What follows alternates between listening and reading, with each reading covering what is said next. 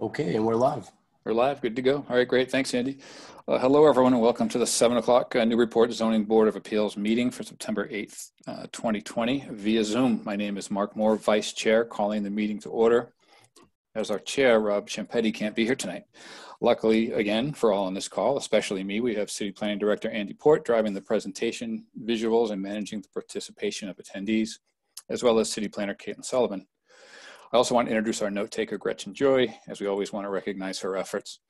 I will start with the roll call to ensure that we have proper quorum. As I mentioned earlier, I am Mark Moore, Vice Chair, obviously in attendance, and Rob Champetti, our Chair, is absent. I'll now introduce each member and ask that they respond with here. Secretary Stephen Delisle. Here. Member Rachel Webb. Here. Member Ken Swanton. Here. Associate Member Walter Chagnon. Here. And I said I'm here. So we have 5 members present. We have a quorum and we can proceed with the meeting. Now do a quick overview of how we do this. For those new to the zoning board meetings and or new to the Zoom format as we deal with the Rona, we find it helpful to describe the format of the meeting and how it will flow. Before the public hearings, the board starts with its business meeting, which typically has minor modifications to prior approvals are contemplated and the minutes from the prior meetings are approved. Tonight we have minutes to approve and a consideration of an extension. After the business meeting is completed, we close that section and move on to public hearings. For this portion, I start by reading a brief description of the public notice to identify the application to be presented and discussed. I will then ask the applicant to present their case, for lack of a better word, and often it's the applicant's legal counsel or the applicant's architect or designer that will present the proposed changes to the property. Once the presentation is complete, we then move on to the reason why these gatherings, although virtual now, are called public hearings. We have public comment. I will ask any public attendees who wish to comment on the proposal to do so. It's a vital part to making these public hearings a robust exchange of thoughts and ideas. I will start by asking anyone in virtual attendance who wishes to comment in support of the application to raise their hand electronically using the mouse and cursor to utilize the raise hand icon in the attendee window on your computer. Andy Port will announce those that wish to speak in favor, and please remember to unmute yourself before you start to speak. We ask that before starting to comment, you provide your name and address clearly for the record. Try to keep your comments succinct and to the point so that others who may wish to comment can efficiently participate. Once we find that there is no one left who wishes to speak in support of an application, I will then ask for those who oppose to raise their hand electronically and give their name and address and be heard. When those that oppose have been heard, we then ask for anyone else who maybe doesn't feel strongly either in support or in opposition, but wishes to be heard to raise their hand and state their name and make their comment. Once all the public comments have been heard, that portion of the hearing is closed and we move on to questions from the board. The board, sometimes inspired by public comments, will then question the applicant or anyone of their team to flesh out further detail to aid in the decision making. Once the board has exhausted their questioning, I close that portion of the meeting and move on to deliberations. Deliberations in the public forum is the cornerstone of the public hearing format. Everything the board discusses about the application is done in public so that all in attendance get to hear the thought process of each member and the board as a whole as it moves towards a decision. During the process, it sometimes becomes evident that the board may feel it either needs more information or is leaning in opposition for one reason or another.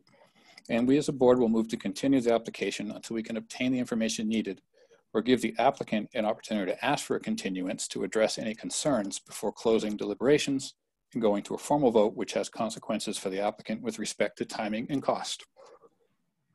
Once deliberations are complete, I then seek a motion from the board, and when seconded, a vote will be called.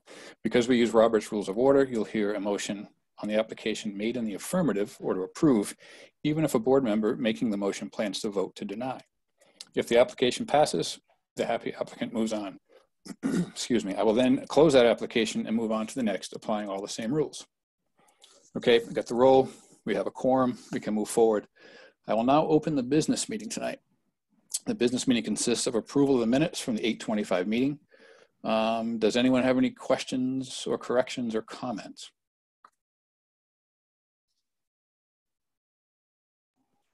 Speak now or forever hold your peace. Okay, hearing none. Do we have a motion to approve the minutes?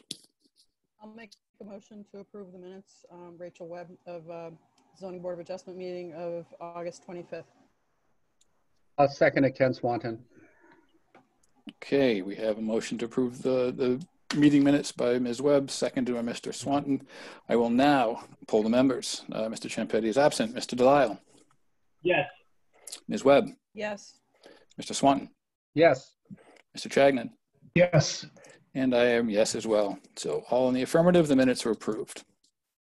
Okay, next, as a board, we will continue the business meeting by considering a request for an extension for 23 Overlook Street, 2018-44. We received a request for a one-year extension from the applicant, Marianne Pedalaro, as due to COVID issues, among others, she's been unable to line up the process necessary to complete the work by the September 2020 deadline. Since the only one on the board on the 2018 application is our chairman, who's absent, I'll briefly note that this was a special permit to allow for tear down and rebuild of a single family home on Plum Island. The original granted permit was in 15, but expired before exercise in 17. A new permit was granted to the previous owner in 18. Does Ms. Pedalaro care to address the board on reasons for the request?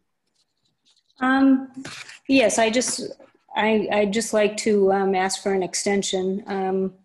Due to COVID, closures of businesses, delays of the planning of construction and other setbacks, we have been unable to get everything in order for construction to start on time. Okay, thank you. Are there any comments or questions from the board? I have a question, Mr. Chairman. It's Rachel Webb. Actually, it's more of a question for the staff, Andy and Caitlin. I'm just wondering what the precedent is for this kind of an extension. Are there certain criteria the applicant needs to make or anything? As I don't believe we've had one of these kind of requests before. Yeah, I think just in general, it's the board's reasonable discretion to determine whether or not, obviously if someone was asking in the first 6 months for an extension, I think that would not probably make a whole lot of sense. But, seeing how unusual things are with COVID right now and probably getting contractors and whatnot, I don't think it's, out of the unusual to ask for extension here. But I think certainly as long as the board has, I think, a reasonable rationale put before it as to why an extension is needed, and there's no particular dispute over the application or need to think new permitting might be needed for the project, then I think extensions are generally acceptable and in order, and I've most often seen them granted by boards unless there's a particular concern with the project. And is the granting, just in follow-up, is the granting of the extension typically for a set period of time? Well, I mean, generally speaking, it's almost all boards will just say, a granting of a 1-year extension. So that would just grant 1 year from the date it was originally issued. And that's how I would recommend proceeding if you're going to grant an extension, just, granting the requested 1-year extension or whatever it may be. Okay, so it's 1 year from when it expires. Yeah. Right, exactly. They're only getting the benefit of 1 additional year from the date that they would have gotten originally. Thank you. Does anyone else have a question?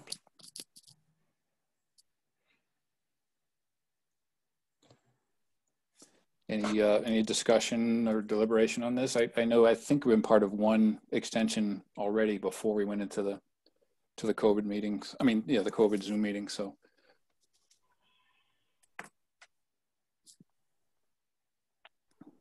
I mean, I'll comment. I'm Ken Swanton. I mean, I think it's reasonable given what's going on right now in our world, that COVID could slow a project down. So I don't really have any problem with this.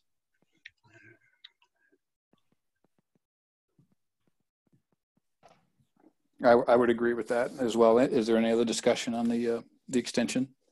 This is Mr. Delisle. I'll agree with Mr. Swanton and Mr. Moore that this seems like a reasonable request under the circumstances.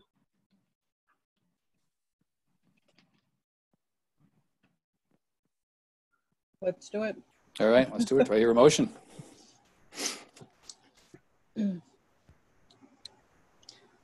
Thank you. I'll make the motion. This is Mr. Delisle. I'll make the motion to approve the 1-year extension request for the special permit for nonconformities for 23 Overlook Street, file number 2018-044.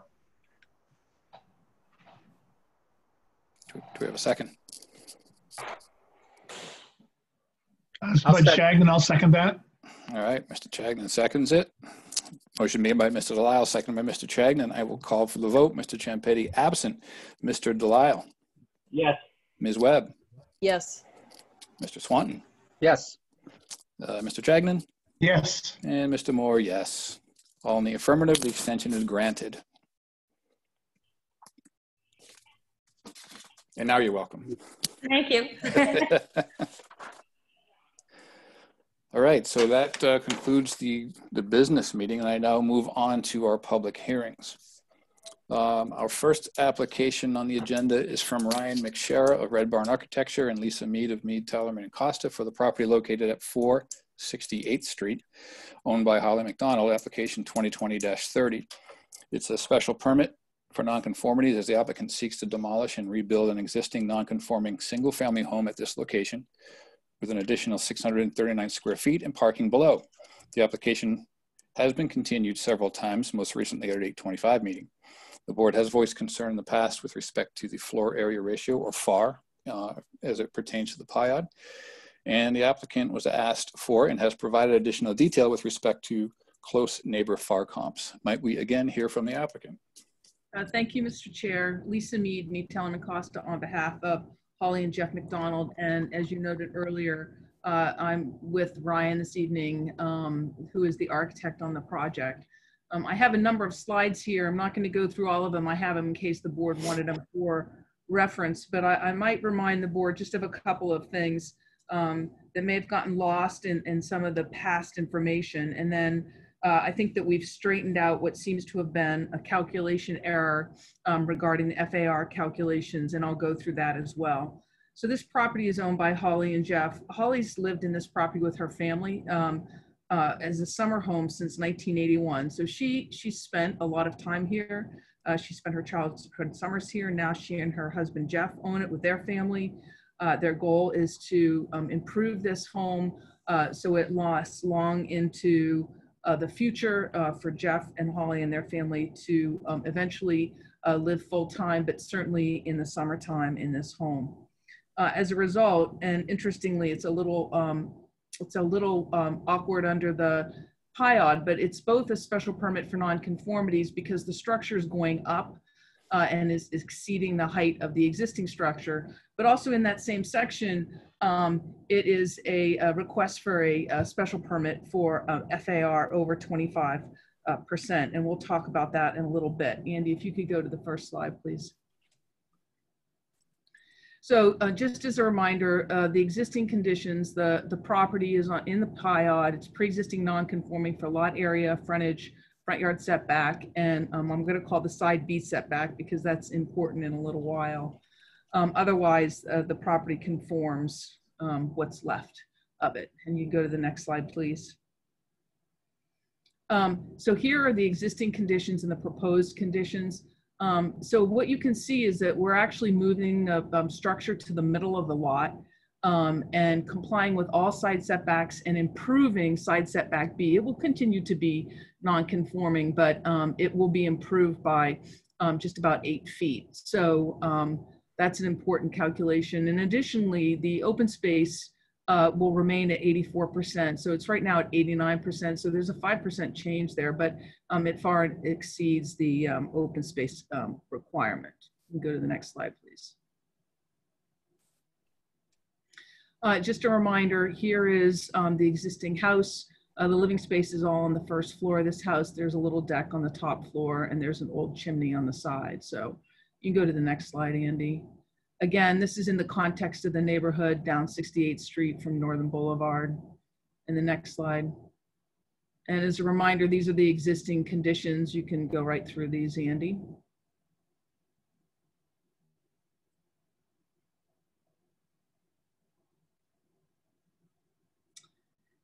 So the proposed project is to demolish that existing non-conforming single-family home, construct a new home elevated on pilings with parking underneath. The increase in the FAR we're requesting is from 0.21 to 0.32. We eliminate the front yard setback issue. We reduce the side yard setback nonconformity. And as I mentioned earlier, we maintain the open space and it then complies with all other dimensional requirements. I will add here that last week, the Conservation Commission approved this project. So the Conservation Commission approved the redesign of the project. This is the site plan. This hasn't changed at all, but you can see here where we bring that left side nonconformity into a little bit more compliance. It was at least a little more than 10 feet, which is, that's the minimum under, for a new building under the PIOD. And you go to a new slide, Andy. So this is the bottom floor, and then we've got the first floor plan next, please, and the second floor plan. And as you can see, this is not a dramatically large project. It has 855 square feet existing. The proposed is 1,494. It's certainly not ostentatious. It's very similar to a lot of the other newly constructed homes on Plum Island, constructing them in accordance with the FEMA standards, the resiliency standards, and the Conservation Commission rules and regulations by lifting them up out of the dune. And you go to the next slide, please. And you keep going through it. So the height of the house is 32 feet mean, just so you know.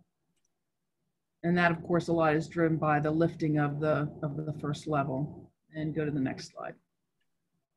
So what's interesting about the Newburyport ordinance with regards to the PIOD is that you're allowed to alter, reconstruct, or extend or change the floor area upon the grant of a special permit.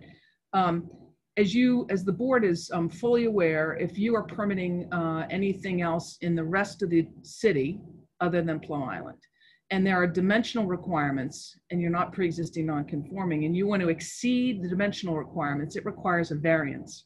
But on Plum Island, there are certain things that you can do by special permit as opposed to variance. And one of those things is to increase the floor area ratio, even if it already meets the requirements of the floor area ratio dimensional requirements.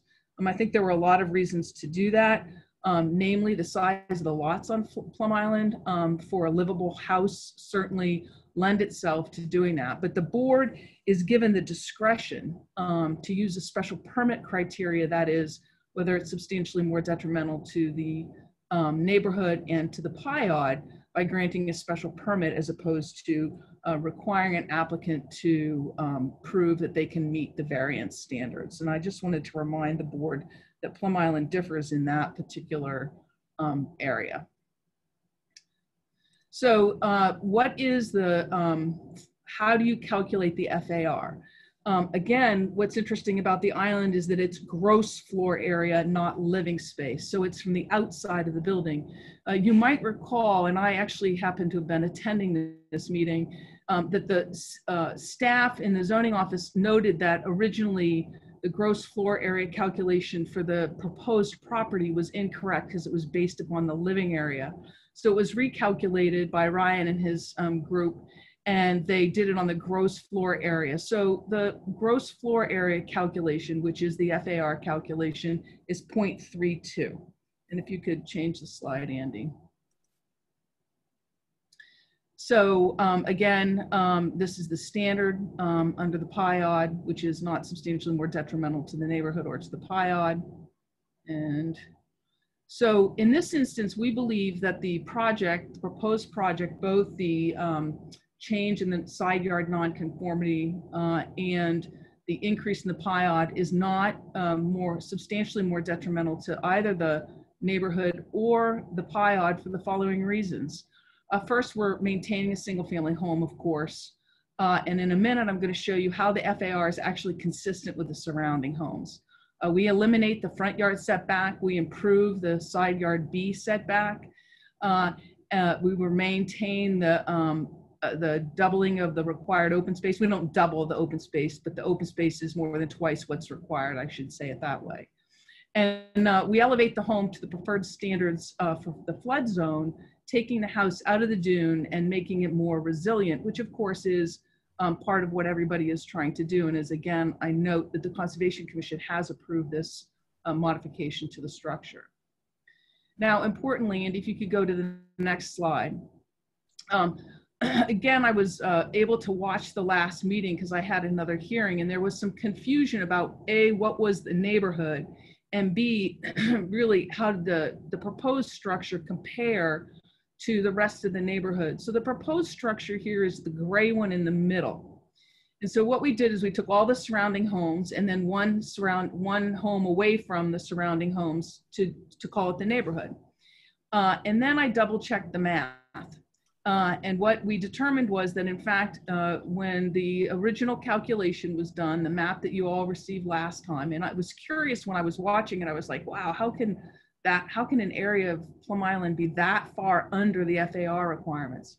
And the reality is it wasn't. It was based upon living area and not gross floor area, which is how you calculate the FAR. So in this instance, this is now calculated consistency. We are comparing apples to apples.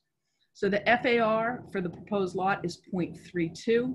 All of those houses in red are over 0.32. I just want to make sure I don't misstate that. Yeah, so there's 11 that have FARs that exceed 0.32. I will just note for clarification's sake that number 15 on the plan is actually misaddressed in the table. The table says its address is 970th, but of course that is 1068th, but the calculation is correct. I just wanted to point that out. That's the neighbors of Holly and Jeff. 6 properties, that is the ones in blue, have an FAR that exceed 0.25 or are under 0.32. So the blue ones have something that's 0.25. And then, so as a result, and then the yellow ones are the ones that are under the 0.25. As a result, 23 immediate neighborhood properties, 17 of the 23 are equal or greater than the FAR required, and 11 of that number exceeds 0.32. So I think that you can see that based upon this example, that of the neighborhood, certainly a 0.32 is not substantially more detrimental to the neighborhood or to the PIOD as far as that is concerned.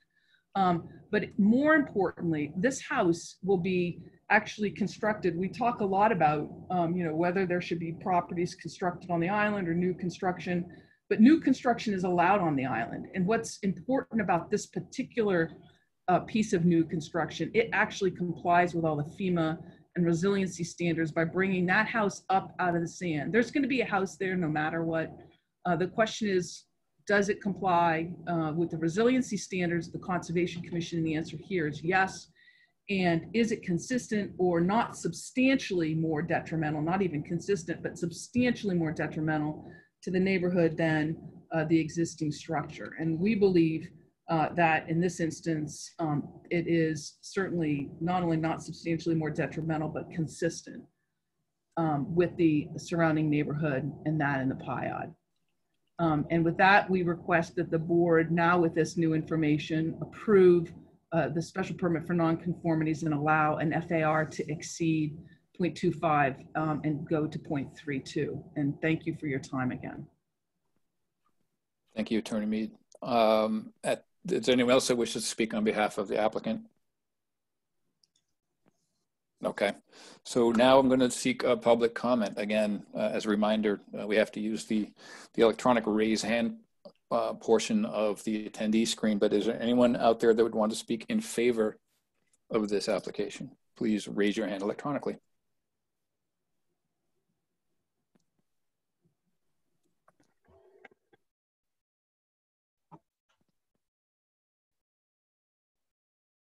And see none, Chair. All right, hearing and seeing none, I will ask for anyone that is opposed to this application to please raise your hand electronically and be heard.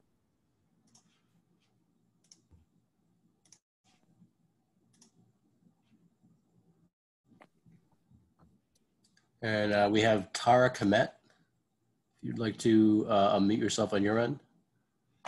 Yeah, can you guys hear us? Yes. Okay. So we're just so we're number 15 on that map, and I was wondering what the values were used to determine the FAR on that.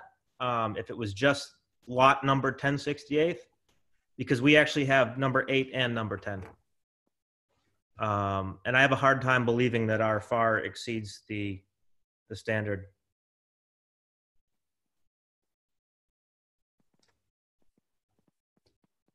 That I would have to ask Attorney Mead, do you have a? Yeah, Mr. Chair, I would turn that over to Ryan, who did the calculation. Okay. Yeah, we used publicly available data from the assessor's office, which had the gross floor area for the property listed at 3,400 square feet and the lot in question at about just over 9,000 square feet. Right. So that, how does that add Well, up? no, I don't know how you get the 3,100 square feet or whatever it was. That would be a strange number to come up with, but it's fine. I was just wondering where you got the lot values from. From the assessor. Correct. But I just want to make sure because we're 10/68, but we're actually 8 and 10. That's all I was wondering. that, if I could, Mr. Chair, that's a double Sure. lot. So that would be the 9,000 square feet that Ryan talked about. That's where the 9 comes from? Okay.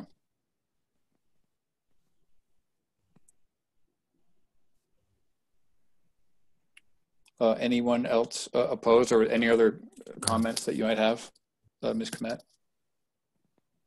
Nope, we just wanted to make sure. Clarify that. Okay, we're good. fair enough. No other hands, Chair.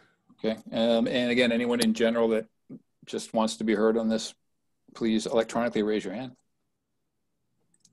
Mr. Chair, I might remind the board, when I was listening to this last time, there were at least one neighbor, if not more, that spoke in favor of the application. I do recall that, thank you. I think it was the next door neighbor on the street. Yeah. No other hands, Chair. Okay, so that we'll close public comment and go to questions from the board. And just to make it simple, I'll just go around the horn again, and I'll start with Mr. Delisle. Thank you, Mr. Moore. I have no questions. I was among the group that asked for the additional FAR study to be conducted by Mr. McShara, and upon seeing the results this time, I have no further questions with regard to this matter. Okay, thank you. Ms. Webb? I want to applaud the applicants in providing the ZBA with the revised data as we requested. I think a picture is worth 1,000 words, and that Exhibit A really tells it all. I think this is probably a discussion for another time, but I think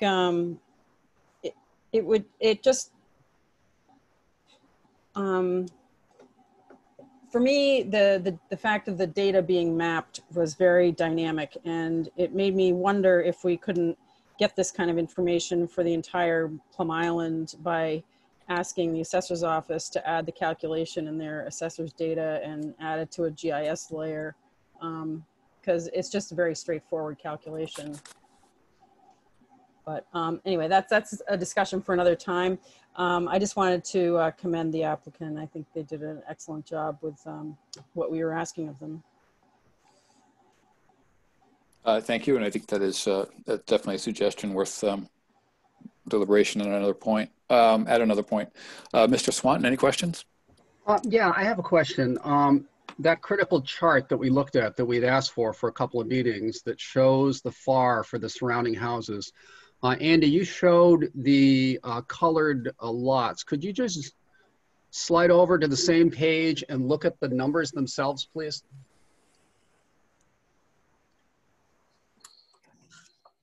It is unfortunately in the presentation version of this a little bit hard to read. Trying to think if there's another copy of this that's more legible. I guess that's my point. I can't read any of this data. I mean, I looked at some of the assessor's data. I didn't get some of this information, and the data that was provided, I can't read. I mean, I understand the chart. The chart's interesting, but the data behind it is a blur. So I was wondering if you have a better version of it in what you have seen here. That version here, I can't, maybe my eyes aren't as good as the rest of yours, but I can't read that. So here's what we can do, I think. Ryan, do you have this chart in front of you? I do.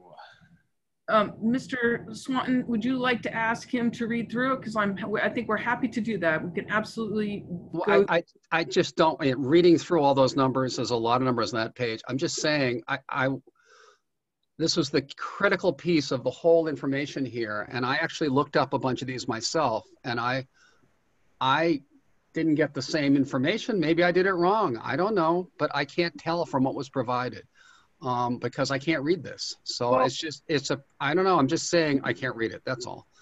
If I could, Mr. Swanton, it's interesting because, of course, everything is submitted. So that I understand that this is blurry. I'm looking in my hand. I have the one that we submitted to the board, both electronically and in hard form.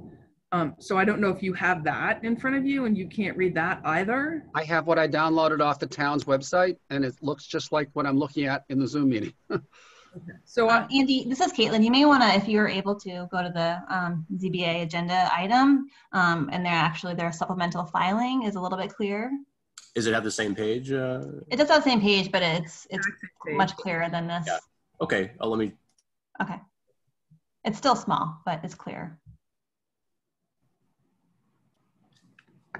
I might add that, this is Rachel Webb, that I enlarged it several times in order to read the numbers on the screen, and that helped a lot. So we're happy to, I think Andy's going to pull it up. We're happy to read them as well, because I have what we filed with the board in front of me, and I can read it. And I know that that's what Caitlin's asking to have pulled up. And Ryan has it as well. Yeah, I have it up on my screen if you'd like me to share screen. There we go.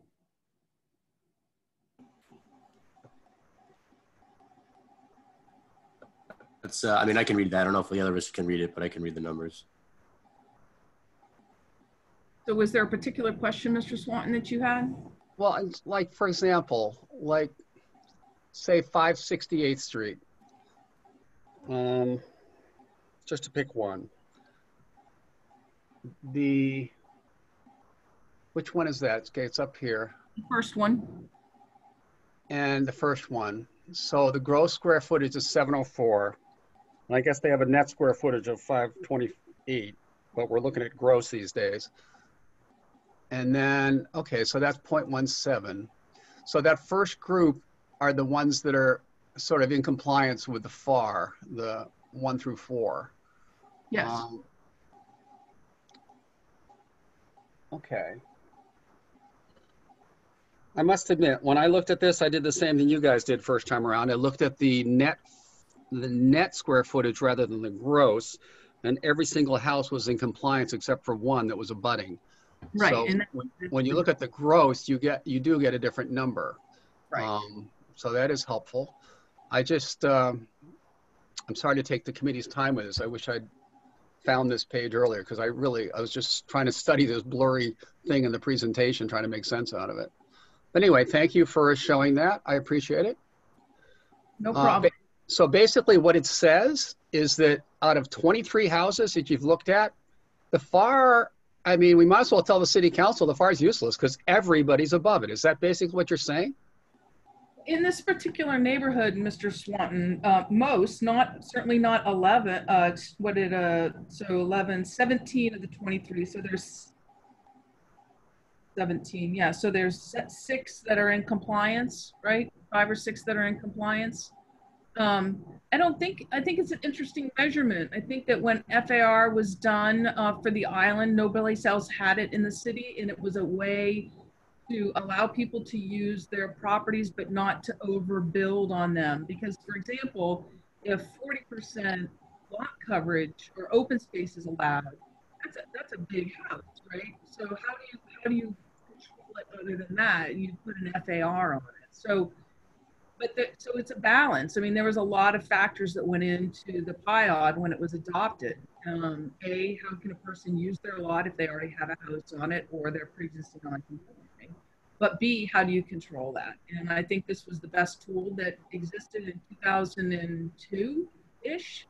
And, you know, certainly like every other aspect of zoning, maybe you want to look at it again. But it is what it is. The island has always been dense, and this is proof of it. And the island's getting a lot denser. But anyway, thank you for your clearer picture. I appreciate it. Thank you. All No right. problem. Thank you, Mr. Swanton. Mr. Chagnon, do you have any questions? I've got no questions, but again, I'd like to applaud the applicant for bringing the data and the picture, the map overlay. And one thing that was very interesting in looking at this was how many homes were extremely above 0.25. I mean, some of this data is 0.55, 0.64, 0.70, 0.77. I think our initial expectation probably holds true that there is a density issue out there on the PIOD. But no, I've got no other questions. And again, thank you to the applicant for putting this together. Thank you, Mr. Chagnon. I don't have any questions. Again, as I say, I appreciate the info that really was the focus of the last couple of meetings has been provided, and certainly being able to see it a little more clearly here. I thought it was a factor of my laptop, but I certainly don't have any further questions. So with that, we can move to deliberations. And again, as always, focus around PIOD restrictions, requirements in concert with regular requirements of granting special permits, which includes looking at the FAR with respect to more, substantially more detrimental than others. So in deliberations, I guess we'll do the same thing. We'll just go in order and get a sense of where everyone stands here. Mr. Delisle. Thank you, Mr. Vice Chair. In light of the information provided tonight to the zoning board, I can move forward in supporting this application. I think that the overall presentation was good, and I think that we have met the requirements of Section 11G 4A and B. I don't know if we need to go through all those, but I do think that we are able to go forward here. At least I am with granting this application. Okay, thank you, Mr. Delisle. Ms. Webb?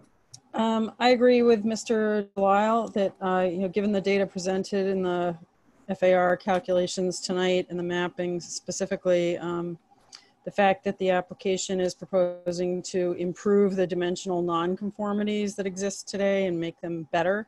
In addition to, I think at a prior meeting, there was letters of support or comments of support from the neighbors. The overall character of the neighborhood kind of supports what the tone and the scale of what they're proposing to build. I can support this application. Okay, thank you. Mr. Swanton. Well, I really don't want to, but I kind of agree with my colleagues that based on the chart we're all looking at here, it's hard to tell this one person they can't be like almost everybody else in the neighborhood. So I can support this. Thank you, Mr. Swanton. Mr. Chagnon? I agree with the other members of the board.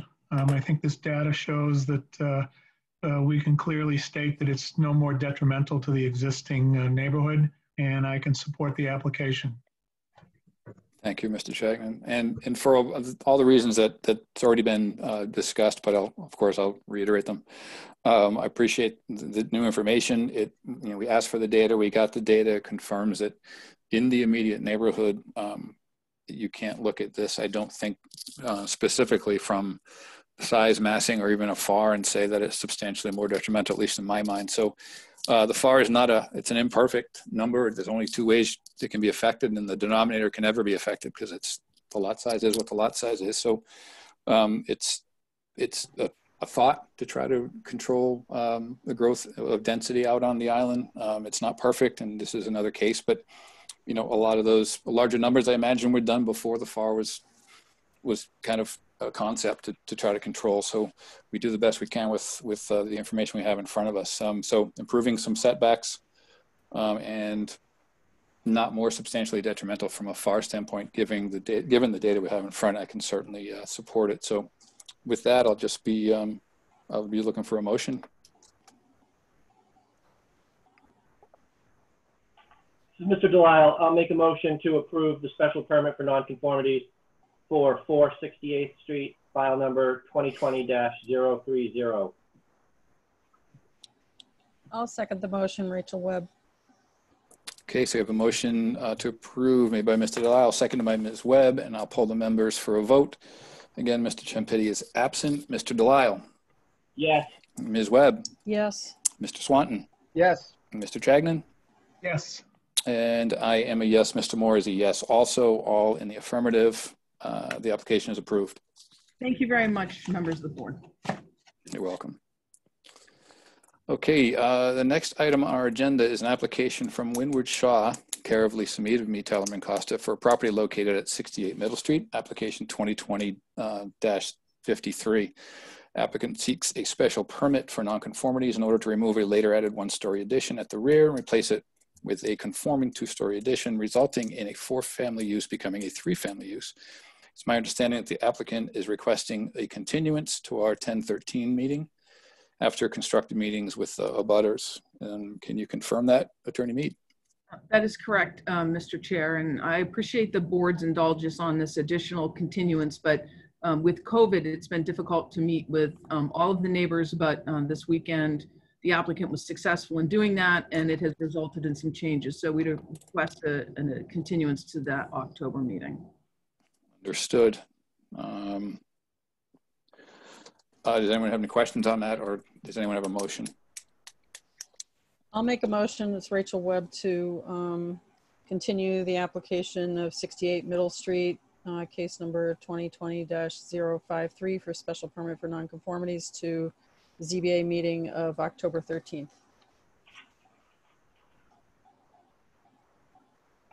I'll second the motion. This is Bud Shagnon. Okay, we have a motion to continue made by Ms. Webb, seconded by Mr. Chagnon, to continue this to a meeting on their 10/13/2020. I will call the vote. Mr. Ciampitti is still absent. Mr. Delisle? Yes. Ms. Webb? Yes. Mr. Swanton? Yes. Mr. Chagnon? Yes. And I'm a yes as well. So the application is going to be continued to our 10/13 meeting, and as it is not a public meeting tonight, we will not be looking for public comment. Move on to the next set of applications on the agenda are from Joel and Mary Beth Martins of 50 Bayberry Road, a dimensional variance 2020-56 for an in-law suite, a special permit allowing for use 109 for said in-law suite, which is 2020-57, and a special permit for nonconformities 2020-62 in order to construct an addition of over 500 square feet to a pre-existing non-conforming single-family home. It's my understanding that the applicant has requested a continuance on all three applications until our 10/27 meeting, but I don't see the applicant listed as speaker tonight. Just to be sure, though, is the applicant on, or does anyone like to, that represents the applicant, want to confirm this? And not seeing anyone in the audience, Chair. Okay. So given that it's been communicated with our office that they wish to continue, and they're not here, I would say that if we can get a motion from the board, we can just continue this to our 10/27 meeting. I'll make the motion. This is Mr. Delisle. Make a motion to continue the applications for variance. That's application number 2020-056. Application for in-law special permit. That's application number 2020-057. And application for special permit for nonconformities.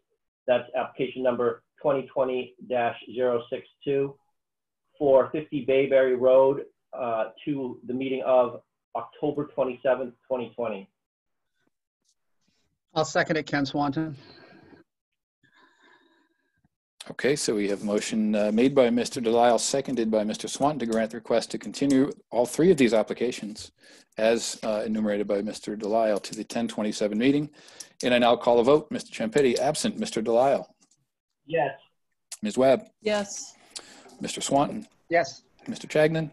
Yes. And Mr. Moore, I am a yes as well. All votes in the affirmative. The request to continue has been granted. Moving on to the fourth application of the night. It's from Scott Stick of 39 Beacon Avenue, 2020-058. It's for dimensional variance in order to construct a pool within a required front yard setback on a corner lot. Might we hear from the applicant?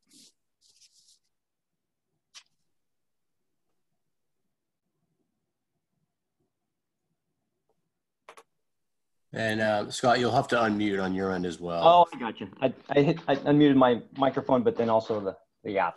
Okay, can you hear me? Yes. Great, thank you. Thank you for your time this evening. We're looking to install an in-ground pool in our backyard, or our property, I should say. And we think it's consistent within fellow neighbors' use of land. We are on a corner lot on Beacon Avenue and Riley Avenue. And when our house was built, the front door was positioned facing Beacon Avenue, and our address is 39 Beacon Avenue. We've always considered the front of our house, or the front yard, to be on Beacon, and we've positioned our front door on that street. And on the Riley Avenue, we consider that our side yard, although we're a corner lot, I do agree. And so we have a 6-foot tall fence that goes along that property line. I've included some pictures in this application. This is a good picture right there on this slide that shows the neighborhood. If I could just have you go to slide number 13, it might give you some, or actually you need to go down 17, I apologize. You'll see that this gives you a good view of the street view. So on the top hand left, you can see Beacon Avenue, the view of our front property. On the right hand side, you see that Riley Avenue property line, and you can see the fence going along that property line. If you scroll down to the next slide, you can see kind of a close-up of that Riley Avenue on the right hand side. And so so those are just some of perspective pictures that I've included. In the diagrams, you will notice that an additional 11 foot of town property that is grass between the property line and the existing street. Thank you very much. And so if you look at that, there's 11 feet of grass to the actual property line, or the fence. And then what we're proposing is on that side, on the Riley, to have our pool set back 10 feet from the property line. But you get a feeling of almost 21 feet from the street to the edge of the pool. We have neighbors on Oak and Guild shown in the diagrams as well. If you go to aerial picture, you can see that they have a corner lot with a pool positioned within the 25-foot variance. So there's no noticeable impact, and I actually had no idea they had a pool until I pulled up an aerial map of the neighborhood. Because of the fence blocked that view. In addition, if you look at the aerial view of the neighborhood, you will see front yard variances with homes that have more of a visual impact to the neighborhood. But I don't think that the pool would give you any type of visual noticeable impact. So I don't think it would constitute a grant of special privileges inconsistent with other surrounding properties. One of the other points I'd like to make out is we have a beautiful golden maple or golden cypress that's over 17 years old. It's 23 feet tall, and it's kind of in our backyard where it would be where we would have to move the pool to begin with, and I really don't want to obviously remove that tree. It's a beautiful tree that gives it character in my backyard, as well as great separation from neighbors. Gives it nice visual separation. So I think that a strict compliance would have no visual impact compared to the proposed placement, of our neighborhood. And so if you require a major change to our backyard, we'd have to rip out the patio, the cypress, and a beautiful Japanese maple. We hope you consider our proposed pool position to be reasonable use of our land and conformity with fellow neighbors. And I would just kindly request a variance and appreciate your consideration.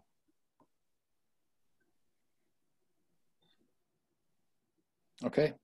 And if you want to maybe just scroll back up, I have a lot plan with some of the dimensions.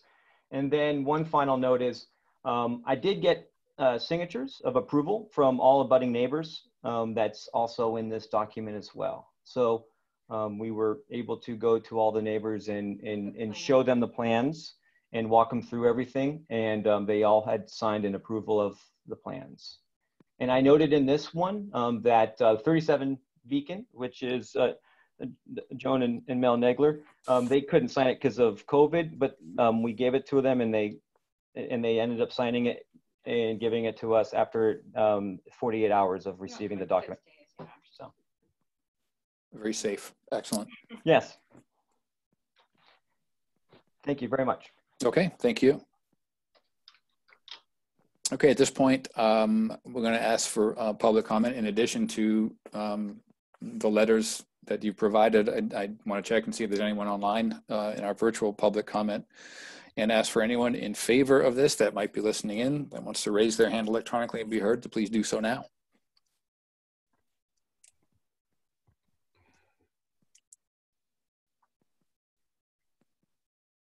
Not seeing any hands, Chair. Having locked them all up with that letter, that's it. All right. Is there anyone listening that is opposed to this that wants to electronically raise their hand and be heard?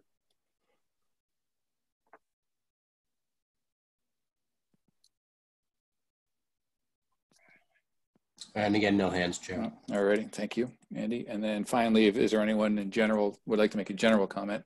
Please raise your hand electronically at this time.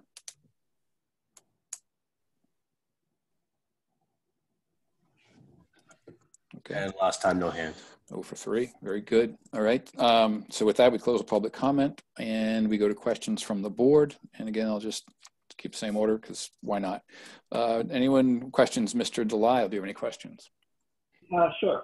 Mr. Stick, I noticed in the narrative that there was a financial component to this as well. If you needed to relocate the patio and cut down the trees, could you just speak to that? Yeah, sure. So there's a well-established patio estimated at around $20,000 that we would have to rip out. I'm learning as putting in a pool, the patio is more expensive than the pool half the time. So we'd have to rip that out and then replace it to another location. That would be one thing. And then obviously the Japanese maple, you have to have like 6, you can't abut right up to that Japanese maple.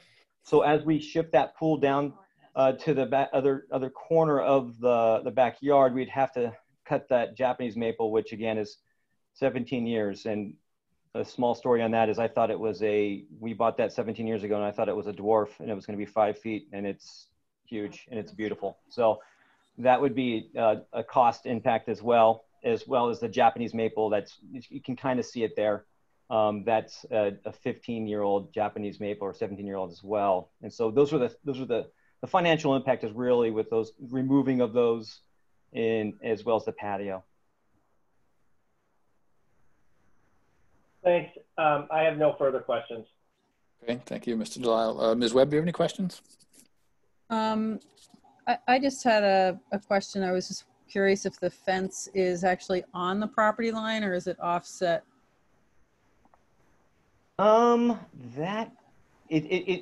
Based on this view, it appears as though it's offset. Okay. But the measurements in my plan are based on the property lot lines and the actual I had a survey done. Yes, I saw that from your 2008, or maybe it wasn't. I don't know if you owned the property then, but when you got the special permit to remove the garage and construct the 2-story addition. Correct. Yeah. So that's actually where the measurements that I submitted are based on the property line, not the actual fence. Mm-hmm.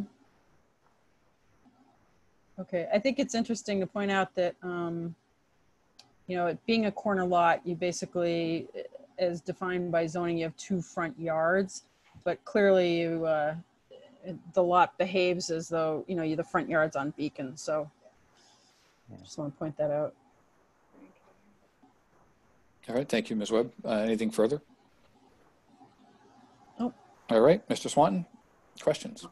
Yeah. I agree with Ms. Webb that in these corner lots where you're primarily on Beacon, that Riley acts as sort of not your front yard, even though the zoning says you have 2 front yards. So I understand your problem, and I understand with a pool, with a fence, it's not all that visible. I guess my one question is, you're kind of close at 7 feet to your neighbor on Riley Street. And I couldn't figure out, are they one of the ones that have signed your letter and say they're fine with this? Yes.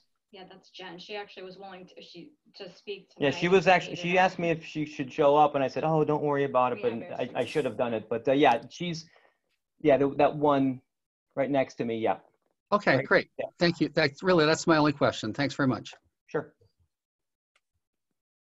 All right, thank you, Mr. Swanton. Mr. Chagnon, any questions?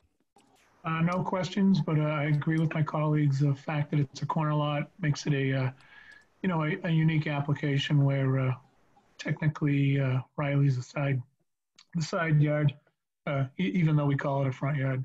But I can support the application, and I think the presentation was well done. Thank you. Thank you, sir. And I don't have any further questions. I think all the points or questions that were asked have been sufficient. So I'm going to close the questions from the board and move on to deliberations. And as a reminder, as a board, we structure our deliberations around whether the variance criteria has been met with respect to, and I'll paraphrase a little bit this just to shorten it, unique conditions unique to the lot, whether the strict application of the provision of the chapter deprives the applicant of reasonable use, that these unique conditions are not the result of actions of the applicant is taken subsequent to adopting the zoning chapter, and relief won't constitute special privilege. So keeping that in mind, we move to deliberations, and we'll start with Mr. Delisle. Thank you, Mr. Vice Chair. In the looking at the items to tick off that Mr. Moore has just run through, I think that certainly with respect to number one, the conditions and circumstances are unique to the applicant's lot. I think as a corner lot with 2 front yards, it's not unheard of that this is the case, but this is a situation that is unique in this instance. The strict application of the provisions would deprive the applicant of reasonable use of the property. I think that's probably the closest call here, but there's still, I think, enough that has been presented to militate in favor of the applicant with respect to this criteria. The unique conditions are certainly not the result of the actions of the applicant. That's number 3. And number 4, the relief would not constitute a grant of a special privilege inconsistent with the limitations upon other properties in the district. I think the applicant has shown that well with respect to the lot on Oak Street and the other street that the name of which escapes me. But I think that the applicant has satisfied the criteria for a variance, and I can support this application. Okay, thank you, Mr. Delisle. Ms. Webb? I agree with the points that Mr. Delisle just iterated. I have nothing further. I do support this application. Okay, thank you, Mr. Swanton. I also concur that Mr. Delisle summarized it real well. I have nothing else to add. I support it. Excellent. We move along. Mr. Chagnon. Yes, I agree. Mr. Delisle did a great job. Thank you. And I can support the application. Accolades are pouring in for Mr. Delisle. I love it. And I would also agree that he did a fine job of summarizing that. And I would only add that if you had to throw a dart at that area about where you would want to put a pool in, that would probably be the place where you want to do it. So it has nothing to do with anything with the decision, but just thought as an aside, I'd point that out. So with that, if there's a motion to be made, I am all ears. It's Rachel Webb. I'll make a motion to approve the application of 39 Beacon Ave 2020-058 dimensional variance.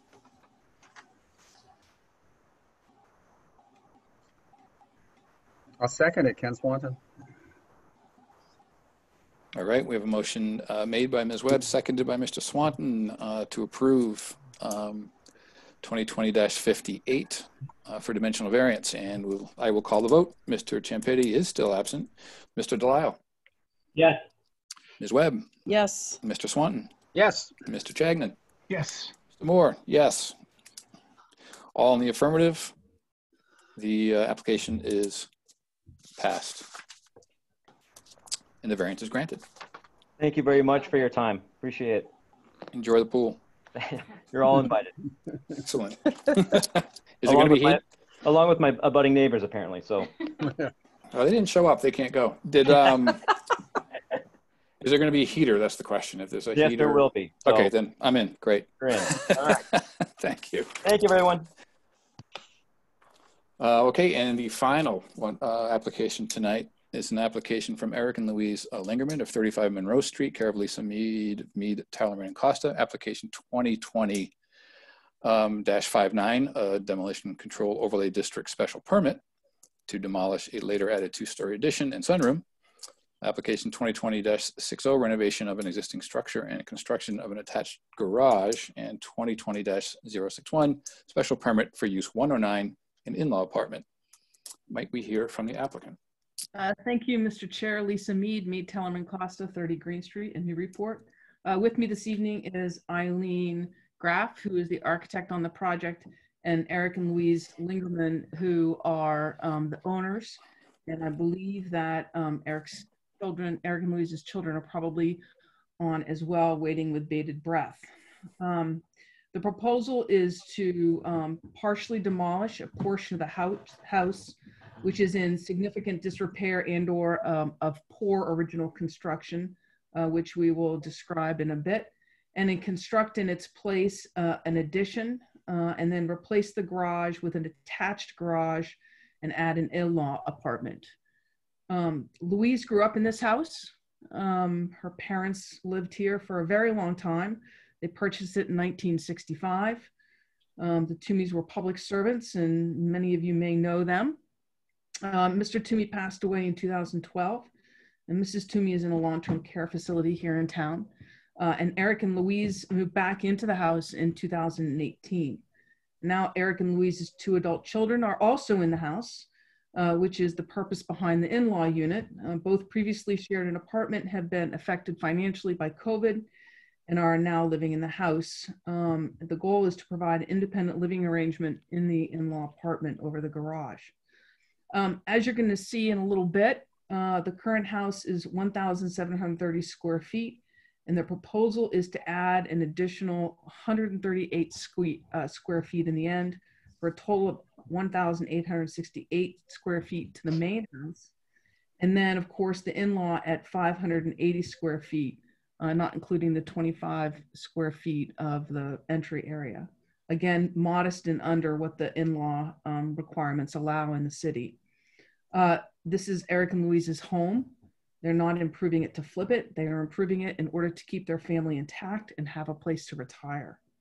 The property is improved with single-family residence constructed in 1850, according to the assessor's records, and about 1855, according to the district data sheets. There is no Form B. So we're here for a DCOD special permit, a special permit for nonconformities, and for the in-law apartment. As the board knows, I'm going to address the DCOD special permit first. As the board knows, we needed to go to the Historic Commission and have them review our proposed demolition, as we're proposing to remove more than 25% of the exterior walls. Also, we had to get a demolition approval for the garage, which they approved. So that's not actually under the board's purview right now. The reconstruction, obviously, with the in-law is, but the commission did approve the demolition of the garage. So the commission is to make a recommendation to the zoning board before they act, and then the board, of course, acts under the DCOD criteria. So I'm going to go through some of the history because it's important and because it's required under the ordinance, and talk about what we're going to do in its place. So there is no Form B. As the board may or may not know, a Form B is an additional form that describes a property. It may make the property rise to another level of importance, or they just may not have ever done it. But so it's on the district data sheets as contributory, but there is no Form B. The structure is described as Italianate in style. And as I noted, and as we noted in our application, the district data sheets indicate the structure was altered in or around 1920. So there is a first floor sunroom on the property. Off what is currently the kitchen. The footprint of the sunroom is not on the 1924 assessor's map. Indicated it was added at some later date, and indeed it was added around the 1980s, that sunroom was. The garage does appear on the 1924 assessor's map, but is not listed on the district data sheets. And as I noted, we did get approval from the Historic Commission to remove the garage and have received a recommendation to the zoning board from the Historic Commission that the later added portions of the structure to be demolished are of no reasonable use and that rehabilitation is not reasonably feasible. So just hang on one second, Andy, don't go any further if you don't mind. The property is a corner lot at the corner of Broad and Monroe Street and is pre-existing non-conforming for lot area. The R2 district requires a minimum lot size of 10,000 square feet, and the property measures 7,792. It's pre-existing non-conforming for front yard setback as well. The R2 district requires a minimum front setback of 25 feet. The structure has a front setback of 5.2 on Broad Street. So this too is a corner lot. The board just got done talking about a corner lot at the other end of town. So it has two front yards, Monroe and Broad, and on Broad it's at 5.2. Otherwise, the structures and the property comply with all the dimensional requirements of the R2 district. So the demolition control overlay district, I'm going to go through those criteria first, provides that the zoning board can make written findings upon substantial evidence in the record that such historic building or structure retains no substantial remaining market value or reasonable use. That is the portion that's being demolished. The board's aided in its determination based upon the Historic Commission's advisory report. I'll note that I included in my package, my filing to the board, both the advisory report and the minutes to the Historic Commission meeting, because I think the minutes are of importance. As previously noted, the commission did note in their minutes, the report would indicate that the proposed demolition of the two-story addition would not result in a loss of historically significant material due to its condition. And we're going to go over that in a minute. The applicants proposed to demolish the two-story addition extending from the original structure towards the south, and then the later added first floor sunroom. So let's go through the existing conditions. So the existing two-story addition is 2 to 4 feet out of level. The pantry off the kitchen at the southernmost portion of the structure is sinking and does not have a foundation. The pantry from ceiling to floor is under 7 feet. While one side of the pantry is on the same plane as the kitchen, the opposite side of the pantry has a 5.5-inch step down. The roof over the pantry is not suitable for snow loads, and the windows on the adjacent addition sit directly on the roof of the pantry, prohibiting renovation of the roof to support snow loads. The materials used in the pantry are inconsistent and underperforming, and I'm going to show you those photos in a second. The kitchen is pulling away from the original structure. A year ago, during an emergency repair, the applicants discovered that bricks in the walls have been taking the place of a rotted 2x4 stud, or studs, plural. Further, it was discovered that the addition has been insulated with newspaper. Floor joists in the kitchen are undersized and sagging, leading to a measurable belly in the middle of the kitchen floor. All of the doorways connecting the kitchen are out of level and do not close. One of the doors is at least 2 inches out of level. A poorly built unused chimney is located in the kitchen and leaks. Beneath the kitchen addition is a brick foundation. The applicants have attempted to insulate the walls of the foundation, but still receive significant airflow through the foundation. The brick mortar joists are deteriorating and a large amount of mortar dust collects annually at the base of the foundation. The building systems for the addition are nearly inaccessible as access is provided through a small crawl space leading from the basement to the original structure. A sewer vent line protrudes through the wall into the stairway space and leads to the roof. The later added sunroom is sinking and pulling away from the kitchen addition. The footings of the sunroom have rotted and are of no concrete footings beneath the cinder blocks. So there are significant issues with the wall foundation between the sunroom and the kitchen addition as evidenced by the photos. So we're going to start to go through the photos, starting with the site plan and then moving through the neighborhood and the actual conditions themselves. The applicants hired a professional engineer, Thomas Callery, to do a significant review of the condition of the addition in the sunroom. That there was a memo from Mr. Callery that was provided to the board and the Historic Commission. I'm not going to go through that yet. But I wanted you to know that that, of course, is part of your application, which I hope you have all read through. So if you go to the next slide now.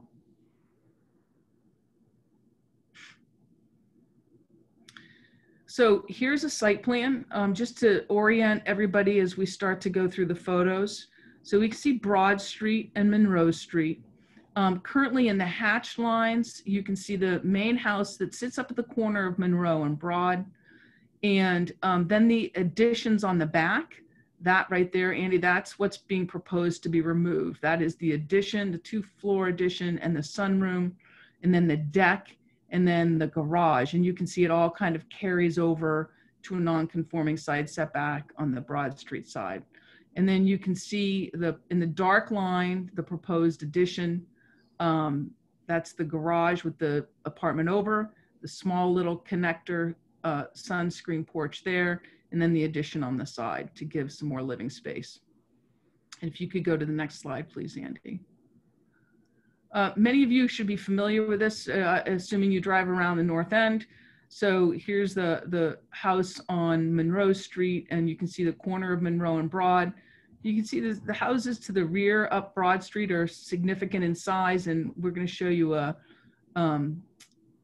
plan in a minute that shows that difference. And then we just thought part of the application requirements, particularly where you're proposing to take a portion of the house down, is to make sure that the record is replete with evidence of the existing conditions. So if you can go to the next slide, please, Andy. So here's what we're proposing to take down. That 2-story, kind of 2-story, I'm going to call it a 1.5 story, addition on the rear with the sunroom and that porch thing. That's what's being proposed to be taken down. If you go at the upper right-hand corner, Andy, that's left on my screen. Go to the right-hand corner of this picture. There you go, right there. So you can see more clearly with the chimney that's being proposed to take down, and that kind of sunroom kitchen addition on the back as well. So if you go to the next slide, please. Again, here's additional photos of the neighborhood so you can understand what the setting is. A large part of this yard is behind a large hedge on Monroe Street, so you really can't see how far back this sits. And the next slide, please. And so here's our conditions. And Eileen, I'm going to have you pipe in here at any time that you want. And while we're not here in front of the board for the removal of the garage, it was important to see the condition as well. So there's the current garage, but then you can see we've marked these, the garage splaying, but then you've got the wall pulling away from the addition, the porch pulling away from the addition in the next 2 photos. Go to the next slide, Andy.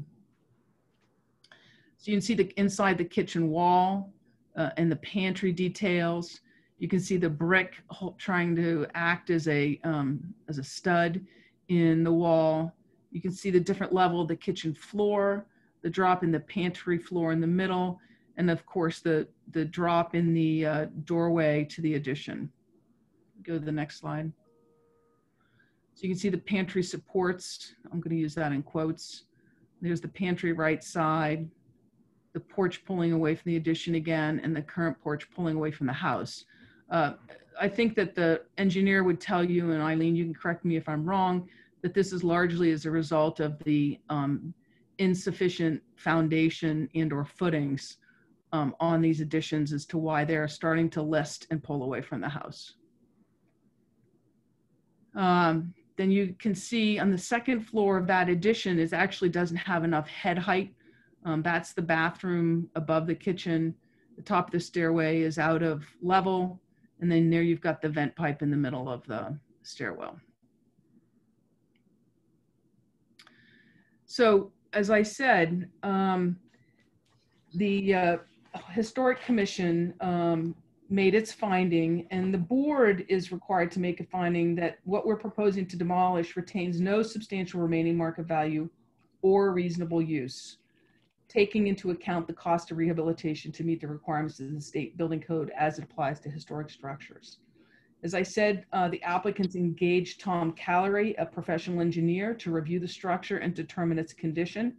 That report was provided to the Historic Commission as well as this board. It has probably 15 pages of photos, most of which we've shown you, some of which we've shown you.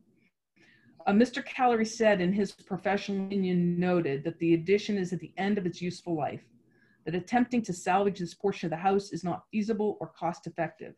Importantly, he said, and I quote, "Due to the age and shoddiness of the existing framing, it is not clear that the structure could be sufficiently stabilized during the jack process. This would lead to the structure shifting or collapsing under its own weight." The Historic Commission agreed that the poor condition of the later additions to the original structure as described and evidenced by the photos prohibit the reasonable use of those portions of the structure. Further, the amount of rehabilitation required to harmonize the failing additions with the original structure and associated costs are not reasonably feasible. So what do we propose to do?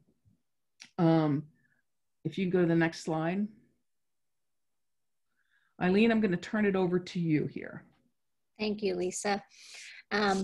Eileen Graff Architects. And what I think I'll do is start with these existing exterior elevations again to help orient.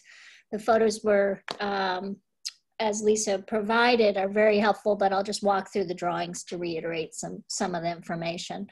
So the top drawing, you can see that original hip roof structure, the 1850s structure, 2-story, and to the right of it, the 1-story aspect, all part of the original. And then to the left of that is the gabled addition, which showed up on the 1894 maps, as well as that 1-story shed of a pantry. And that's all to the left. Then if you look at the bottom drawing, which is the face along Broad Street, you can see starting the left side of that bottom drawing, you could see again the original hipped roof structure with its 1-story hipped piece on the Broad Street side. Then if you go to the right of that, you'll see the doorway, and that is part of that gabled 2-story or 1.5-story structure addition. So that's the back side of that. To the right of that is that 1980s sunroom addition, and then as you continue on, the decks added which connect to the garage. And that's on the Broad Street side. If we then slide over to the, thank you, Andy, to the, I guess technically this is the rear.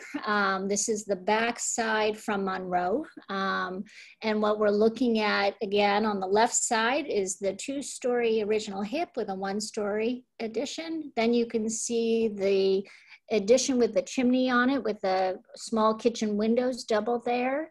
And then again, the slider is part of that sunroom. And then behind that slider, a little bit of the pantry.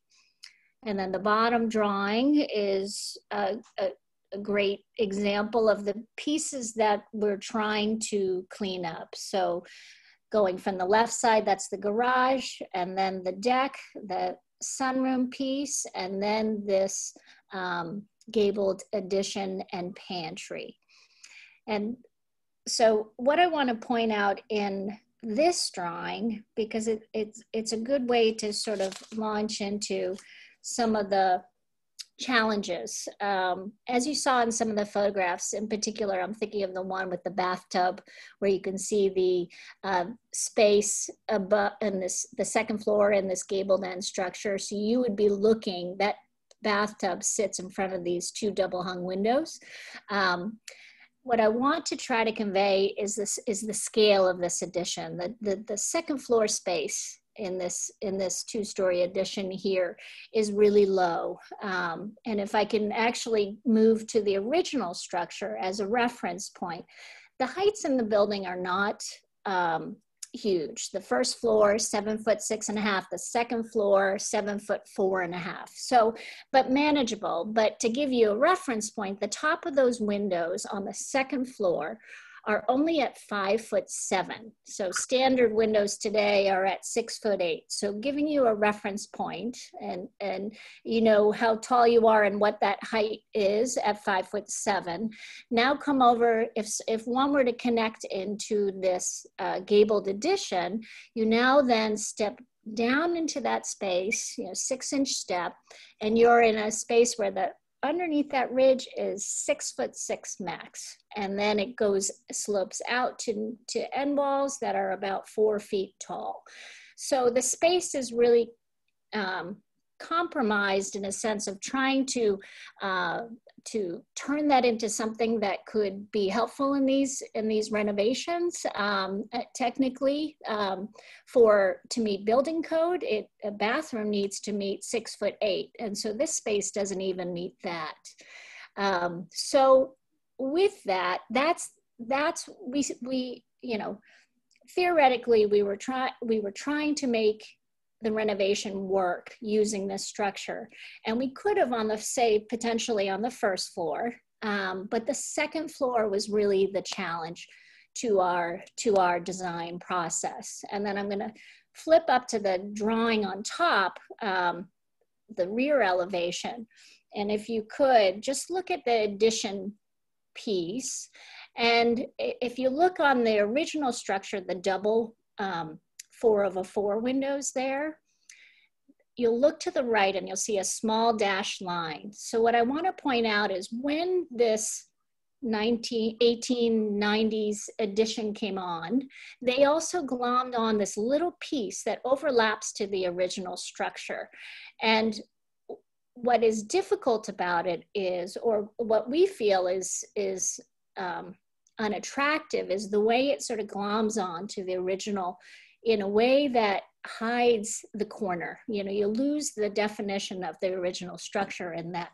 And so if hypothetically we propose changing the roof and going taller, we still worried about how you connect to the original historic home while still giving it the respect it needs. So we were worried about that condition happening on this corner. So that's why we have decided that it wasn't worth the efforts on the second floor with the structural analysis and the sort of subpar framing and foundation, and to add to the foundation and its failures. What you could see in some of these drawings is that the property slopes pretty significantly towards the back, and we feel with the insufficient foundations, basically the building is falling down sort of downhill, and so that seems to be what's happening here. So that was where our minds went with trying to consider reusing the structure as is. So now if we could flip to a proposed exterior elevation. Thank you. So Eileen, just 1 second before you move on to the proposed. So I did include the Historic Commission report, and we proposed a different style addition and a couple of items that Eileen will talk to you architecturally to the Historic Commission, and they made comments in their report that they were concerned about the bulk and massing of the addition on the property. And so as a result of that, we went back to the drawing board. You can see that we got a report from the Historic Commission from their meeting of June 11th, and now it's September 8th, and we're meeting with the board. So we took some time, Eileen took some time with the Lingermans to say, okay, how do we address some of the concerns with the commission in our design? And so I'm gonna turn it over to Eileen to talk about how she has made those changes. Thank you, Lisa. So if we slide back to the proposed, again, there we go. Again, to orient you, front elevation here is on the Monroe side. So that addition that we were talking about has now been removed. And what you're looking at to the left is a screen porch, and behind that, the garage / in-law addition. Exactly.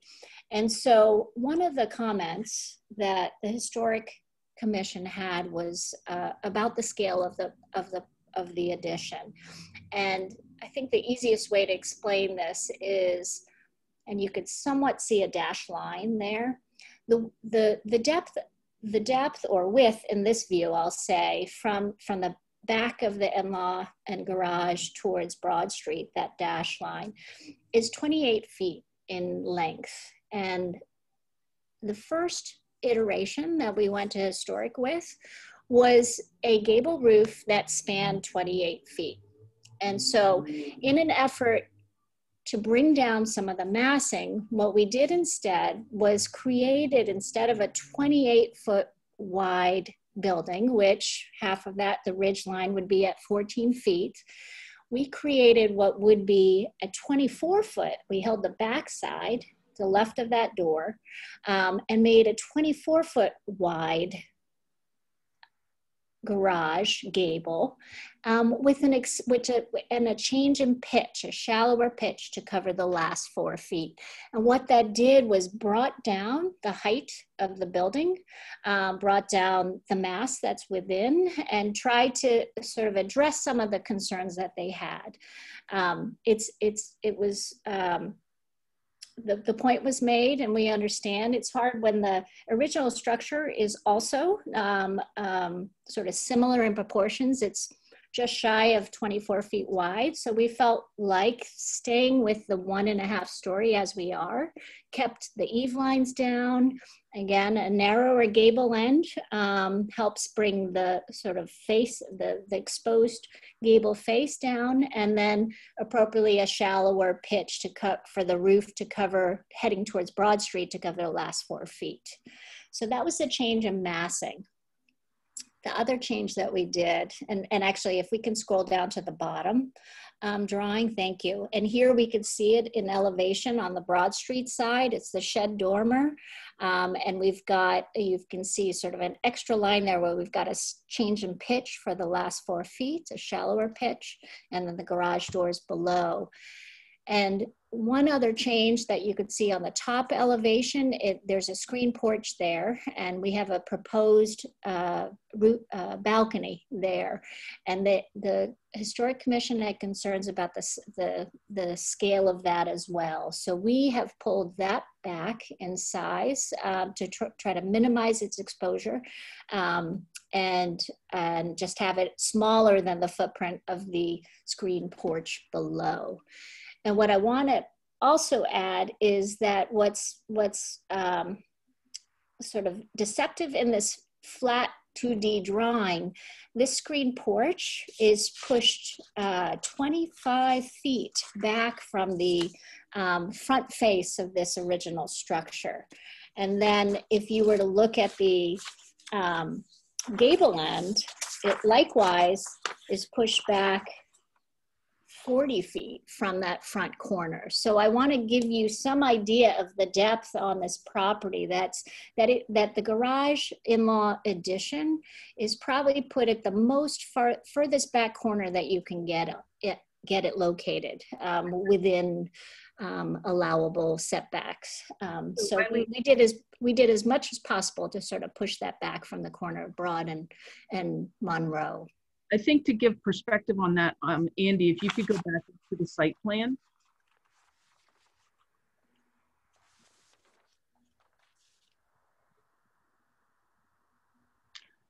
So you can see here, I'll turn it over to you because I think this is important because you can really see how it's tucked back in the corner. That's correct. And if you see that screen porch, the box for the screen porch, the edge, right, is essentially at the back corner of the original structure, right there, exactly. And that is about 16 feet deep. And then if you slide to the left, Andy, then you hit the face, the gabled end face of the garage in-law addition, and that's 42 feet from the front of the original structure, which is another 13.7 feet from the street. So it really has and gives breathing room to the original structure. And that was what we were trying to do with a light, open feeling screen porch to connect the two buildings. And then actually, sorry, thank you. This is fine too. What I want to point out too is the addition on the backside of the original structure, which is the left side of this top drawing. You can see the rear, exactly the rear door there for the mudroom entry. The two-story aspect steps in a foot from each side of the original structure, giving respect to the original, keeping the ridge lines lower than the original, and again reiterating that the garage addition is likewise lower in ridge than the original structure. And since the first historic meeting, we brought it down another foot for the garage ridge height, just to bring it down in scale even more.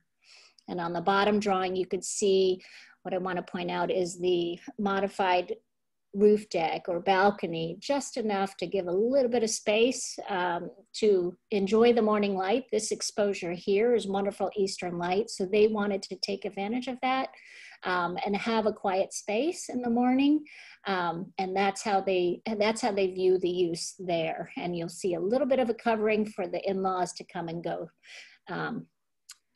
from that backside. And then if we could, Andy, could we switch to or flip to the renderings to also? Go to the next slide, Andy. Oh, it's the floor plan. So then the renderings are slide 19, I believe. There we go. Right. So this is the view from Broad Street. And what's important to note here, once again, and actually the value of putting it in context, is the adjacent property. Relative to the addition, relative to the original home, you know, it really is smaller in scale. So while we are trying to create this space, we're trying to keep it smaller in scale than the original home. But mind you, we're starting from a smaller level, a lower level of height, of scale. So if you compare it to a 2.5 story to the right of it, you can see that it is a reasonable height and scale, but the challenge is we're next to a smaller, and we're attaching to a smaller scaled home. But I feel that we've done everything we could possibly do to bring down the height. Again, the importance of a 1.5 story, bringing eave lines down helps so that you're not looking at 2 full stories of siding. And then on the other rendering, this is from the Monroe Street elevation, coming up the street towards Broad. And you could see the left side is the gabled end with the dormers showing the in-law suite, shed dormers, and then the modified roof deck there over the screen porch. And this actually highlights even more so the corner board of the original structure and the start of the screen porch right there. So you can see how far back that is. And then the step back all the way to the gable end of the in-law. And I believe that is it for my presentation, but I'm happy to answer any questions the board may have regarding the proposed. Thank you, Eileen. So if you could go to the next slide, Andy, please. So we believe that we've met the criteria for the DCOD special permit to allow us to remove the those 2 rear additions, one being the pantry and the kitchen and bathroom area, and the other the porch, the sun porch that was built in 1980. We believe that that's been supported by a professional independent opinion from Callery Consulting, independent. We hired him obviously, but from a professional point of view, and that has been supported as well by the Historic Commission. I think in this particular one, given the amount of evidence we presented, it's I don't even think it's a close call relative to the condition of that rear portion of the structure. So the next permit would be the special permit for nonconformities. The criteria under 9B2 is whether there'll be an addition of a new nonconformity and whether the proposed change will not be substantially more detrimental to the neighborhood than the pre-existing non-conforming structure. As we've noted before, there will be no new nonconformity. Of course, we fixed the nonconformity on the garage side.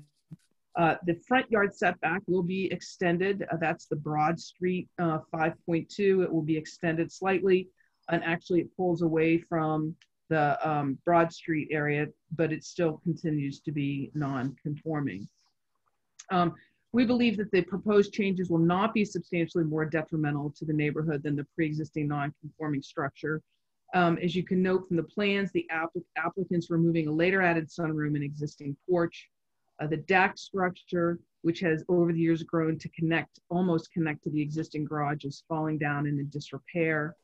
The applicant is proposing to construct an attached garage, which is more compact than the existing situation, and actually pulled back further away from the original structure. The garage will be located closer to the house than the existing standalone garage, and will result in that compact design, and will relieve that 5-foot setback that currently exists on that side of the property.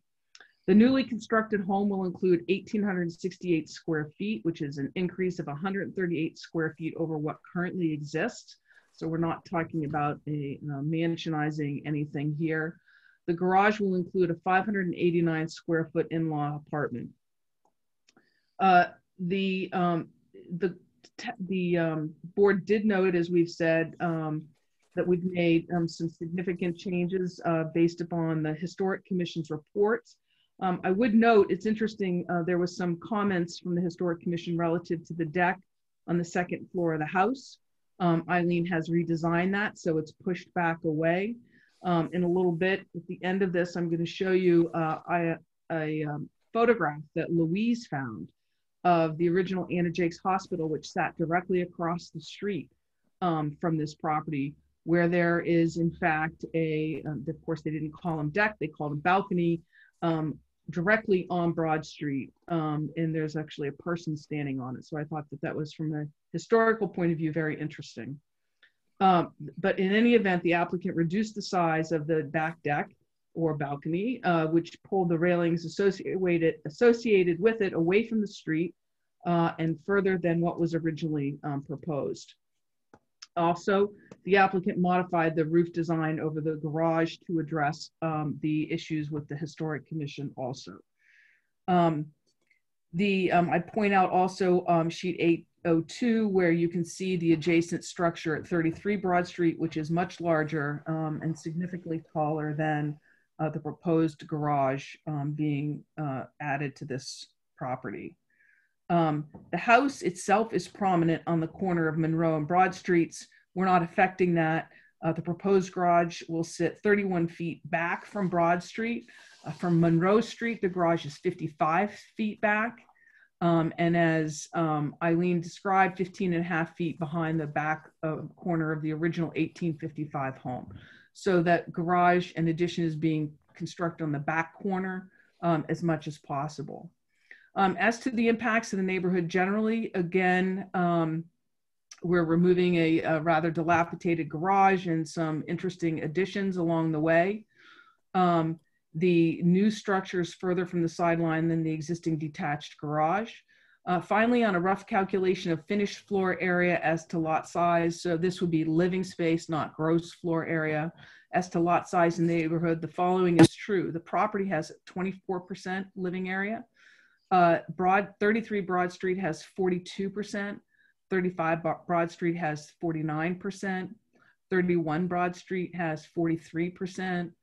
30 Broad Street has 20%. 32 Broad Street has 36%. And 28 Broad Street has 37%. And 33 Monroe has 39%. So as you can see, that amount of living space on a lot, the property is the second least dense lot in the neighborhood.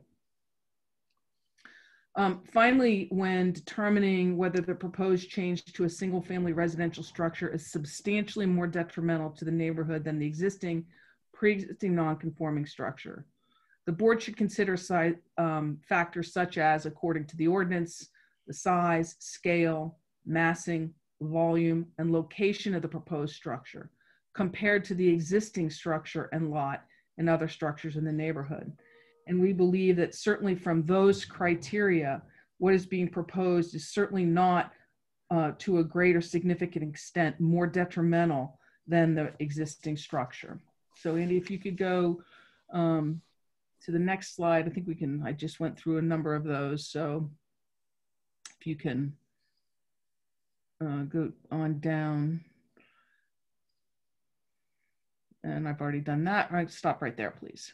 So in accordance with the section 9B2, we believe the board can find that there is no new nonconformity and the proposal is not substantially more detrimental to the neighborhood than the existing structure based upon those criteria.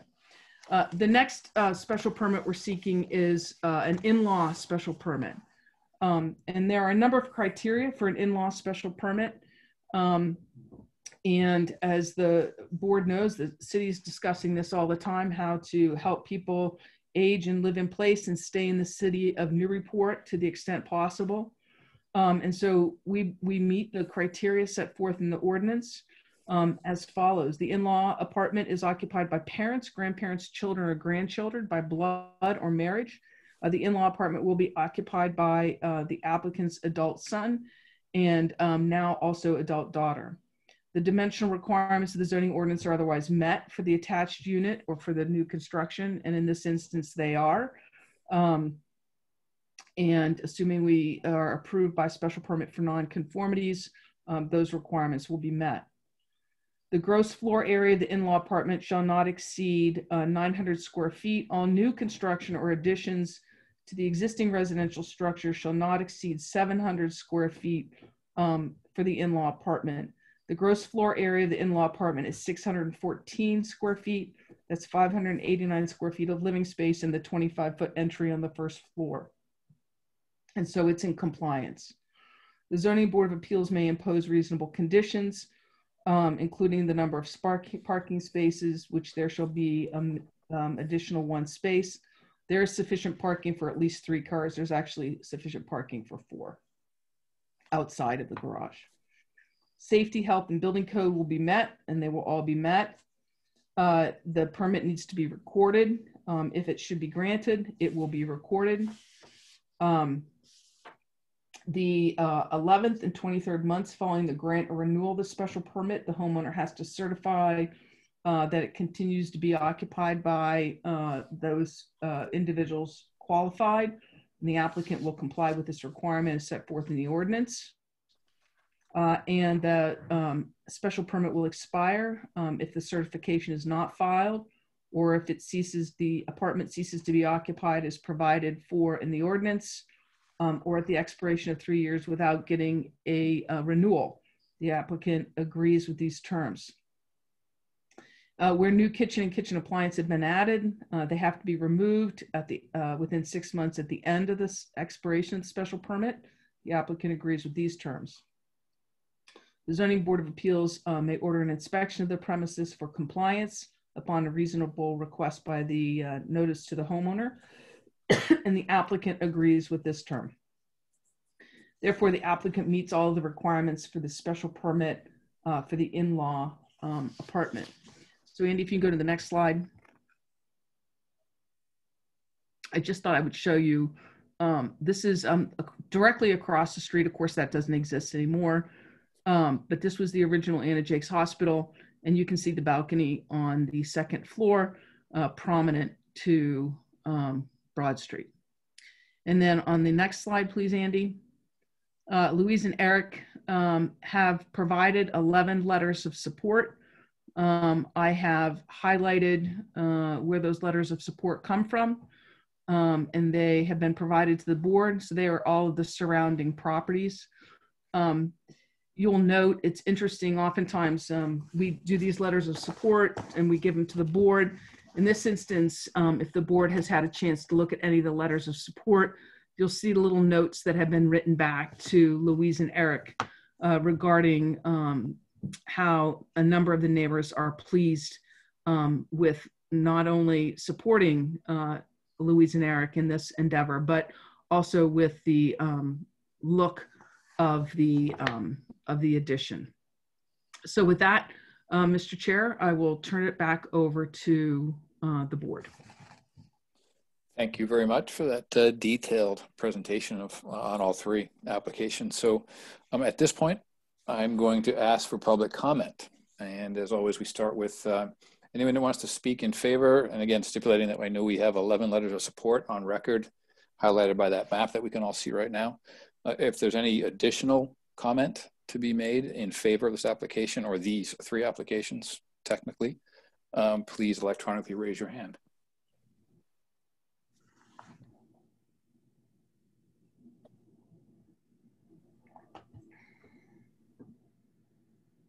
No hands noted, Chair.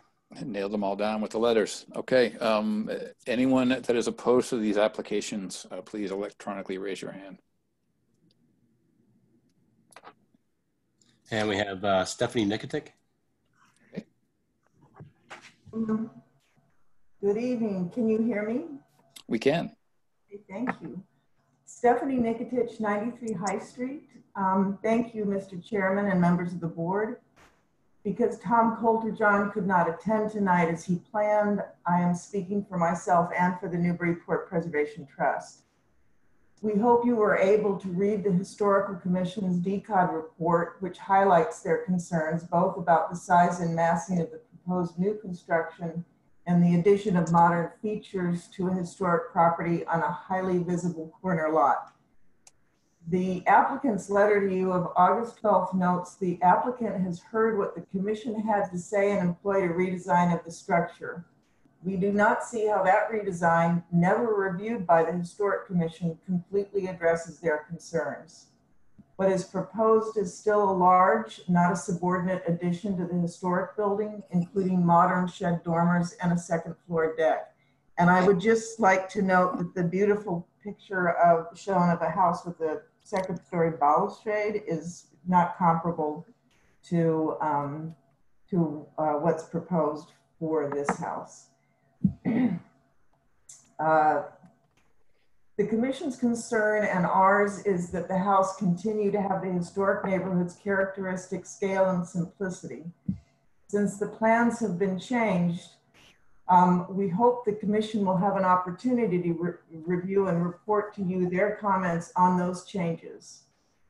So if that is something that you could make happen, we think it would be helpful to the public. Thank you very much. Thank you very much, Ms. Nikotich. Is there anyone else in opposition that would like to be heard?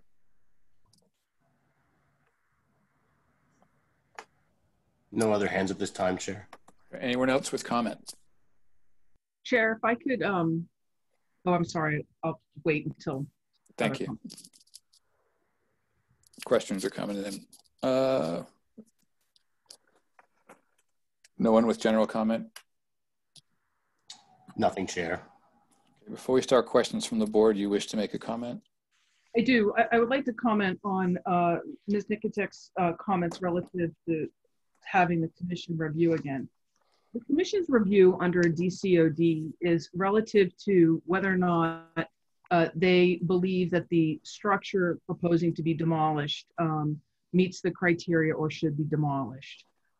They added comments for sure about what they thought about the addition. However, the addition and the special permit for nonconformities criteria for the board goes to the size, scale, massing, volume, and location of the proposed structures compared to the existing structure and lot, other structures and lots in the neighborhood, and reasonable alternatives to the proposal.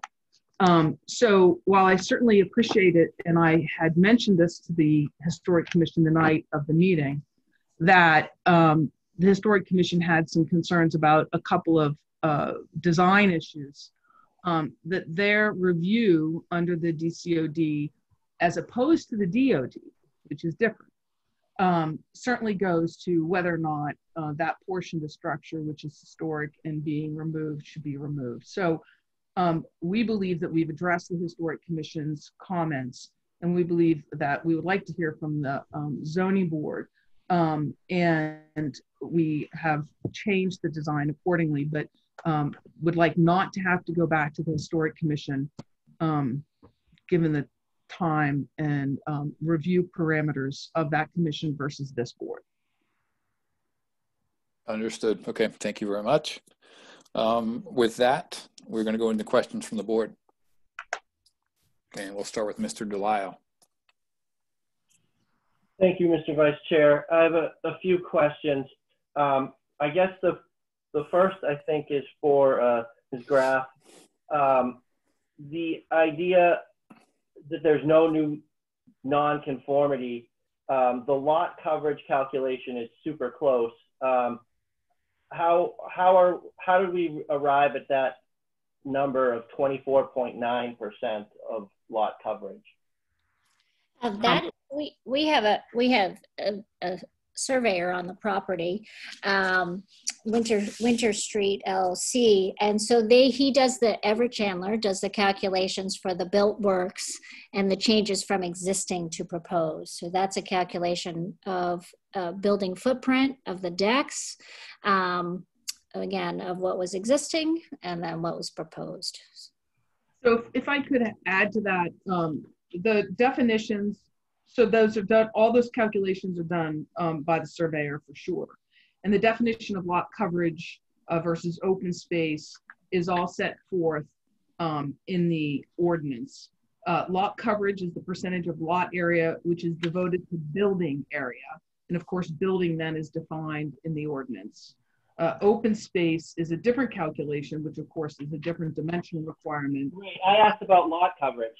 Yeah, so lot coverage is that. Yeah.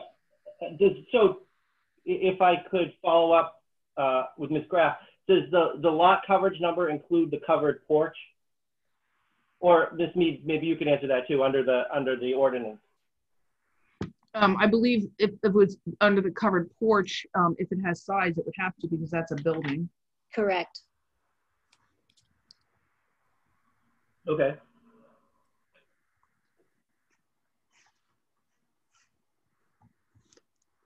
And that was accounted for in Mr. Chandler's calculation. That's correct. Surmising. Okay. And it does vary. If you were to decide to not screen it, it wouldn't add to the calculation. So the minute we went to a screen porch of a size that still met our lot coverage. Okay. Well, what the plan is before the board is for a screen porch, right? Correct. Yes. And that is the number that was calculated. That has never been a question. Okay. Thank you. Okay. And then on the Monroe Street view, the portion of the proposed garage that you see from Monroe Street is, and I think this is what you stated in your remarks, is wider than the existing dwelling?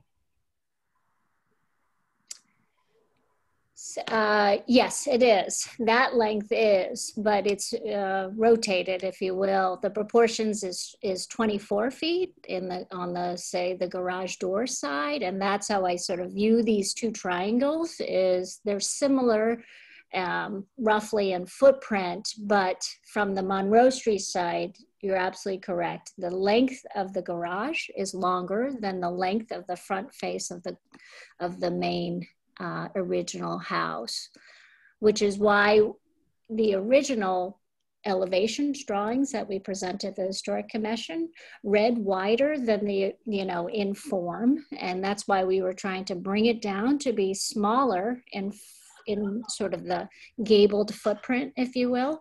And that's when we brought it down to be roughly 24 wide. So similar to the proportion of the front face of the Monroe original structure. Going from Does that make 28 sense? wide to 24 wide, right? Sorry? You said in your presentation you went from 28 wide to 24 wide, was that? Correct, correct. And how many cars is this, the garage designed for? I don't think that was addressed in the I know it has 2 doors, but do we know how many cars this is for? Yes, this would only fit 2 cars. A 24 by 24 footprint is a sort of standard size two bay garage. And so this is 24 by 28, and the 28 is allowing for the staircase up to the second floor in-law. So that's thus why it is a little bit deeper than say just for the cars. Okay. Thank you.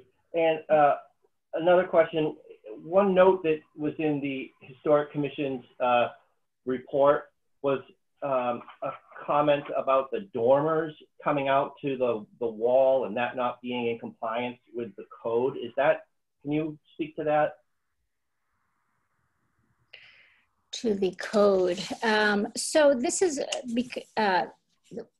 new construction. So, you know, the dormer was designed on the backside to allow headroom for this 1.5 story to gain access to the second floor. And so again, as I just described, the stair is traveling on the back wall of the garage.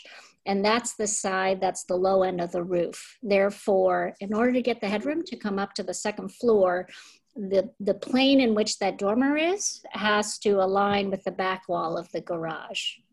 And that's on the rear side. But on the front side, we're stepped back significantly from the edge.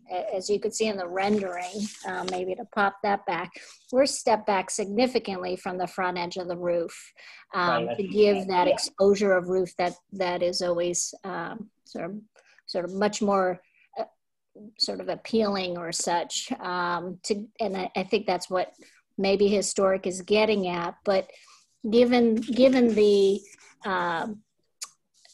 needs on the interior, on the backside, it was difficult to make that arrangement without creeping into the headroom of the stair. So thus, that's why. But we do, while it's aligned on the backside, the dormer with the wall below, we are still proposing roof line break between the two. So it's not a continuous wall for 2 stories. Yeah. I can see that from the Broad Street side, yes. And then a final question for me, the materials, can you just describe what the cladding and windows will be like? Absolutely. So the Lingermans love the shingle. We would love to keep continuing with the shingle. It's something they've always loved about the house. The windows right now are going to be 6/6 on the original house, and likewise on the proposed. That front dormer that you're looking at for above the garage doors is narrow in proportion, just sort of sliver there. So those are more of a awning, more horizontal in its proportion. But everywhere else is 6/6. Okay, yeah, that's good. The rendering it looks nice from that Broad Street side for sure. Thank you. Thank you. All right, thank you, Mr. Delisle. Ms. Webb, any questions? Well, as usual, Mr. Delisle was very thorough. Quite honestly, I think the thing that I'm most impressed with about this proposal is the fact that they've addressed the structural deficiencies identified in the engineering report. And they've done it largely within sort of the current footprint area. I mean, not getting excessively bigger, and yet they seem to have addressed their programmatic needs. So I think on a macro level, this looks like they're getting much more than they have now, and a better outcome without a large increase of lot coverage, for example. So I have no direct questions. That was more of a comment. Comments are good. All right, thank you. Mr. Swanton, any questions or comment? Yeah, when I first saw these diagrams, read through the reports and things, I was concerned about the massing. So I'm glad there was a good discussion of that this evening. I will say, when I walked around the neighborhood, I was struck by the fact that this is a pretty large corner lot. And I think the way it's been designed, it kind of alleviated my concern on the massing. And I think with the changes you made to respond to some of the same comments from the Historic Commission, I guess my one concern is that deck on the Monroe side. You know, as I walk up and down Monroe Street and on Broad Street, quite frankly, I had a hard time finding any modern decks on any of these historic buildings in this historic neighborhood. The only one I found was further up on Broad Street toward High, and it was not exactly something I think anyone would be proud of, quite frankly. So I guess, you know, I think the comment was made earlier about modern features, and that's really the only one that stuck out to me. I think we had a similar concern a couple months ago in the South End, and I think, I don't know, I think it's a nice proposal otherwise, you know, given all the constraints, but that's the one that kind of sticks out for me. Thank you. Thank you. I guess that's a question. I mean, do you really absolutely need that deck up there? Mr. Swanton, thank you for your comments. I think that they're obviously very well placed. Andy, could you go to the next rendering, please? So what I think is, and Eileen, maybe you can get the dimensions from this. So this is, you know, obviously behind the original structure. I'm not sure how far off of Monroe Street. Maybe Eileen can talk about that. And we've set it back from the edges. So originally we went to the Historic Commission. We had it out on the edges over the sun porch, right? So the master bedrooms up there, the idea was to be able to have a space for them to come outside in the morning. So that's why it's there. And I don't know if you want to talk a little bit more about the design and actually the distance. Sure. I can add to that. So the front face of that screen porch that you're looking at is 25 feet back from the front corner of the Monroe face of the original house. Then the deck above that steps back 3'6". And it's, you know, as in total, that balcony is only 10 by 12. So it's really modest in footprint. And if I'm not correct, actually, I believe one block down on Monroe, as you get closer to Oakland, I believe there is another roof deck sort of similar to this. I don't know if Louise and Eric can chime in on that, but am I correct that there's one just one block away as well?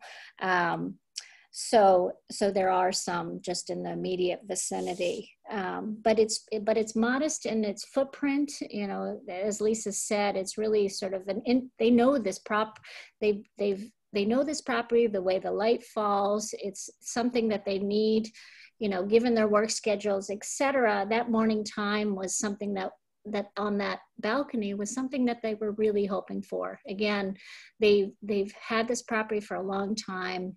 They've studied the light. They, again, are going to retire in this home. It's just something that they were really looking forward to.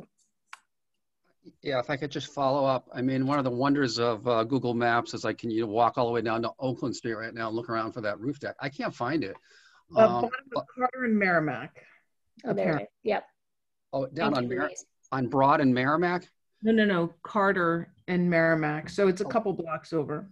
Okay. Anyway, I mean, the North End's a big neighborhood. I mean, if you have to go a few blocks, to me, you've done a nice job with the drawing, given all the constraints. And I hate to, I mean, I live in a historic neighborhood too. I just hate to see roof decks popping up. It kind of looks a little bit like Cape Cod or something. And or Plum Island for that matter. I mean, I get it there, but I guess I just wonder about why you would introduce that into a neighborhood where it's such a modern feature in such an historic neighborhood. It's just a question. I guess it's a rhetorical question, perhaps. Thank you. Thank you, Mr. Swan. Mr. Chagnon, do you have any questions?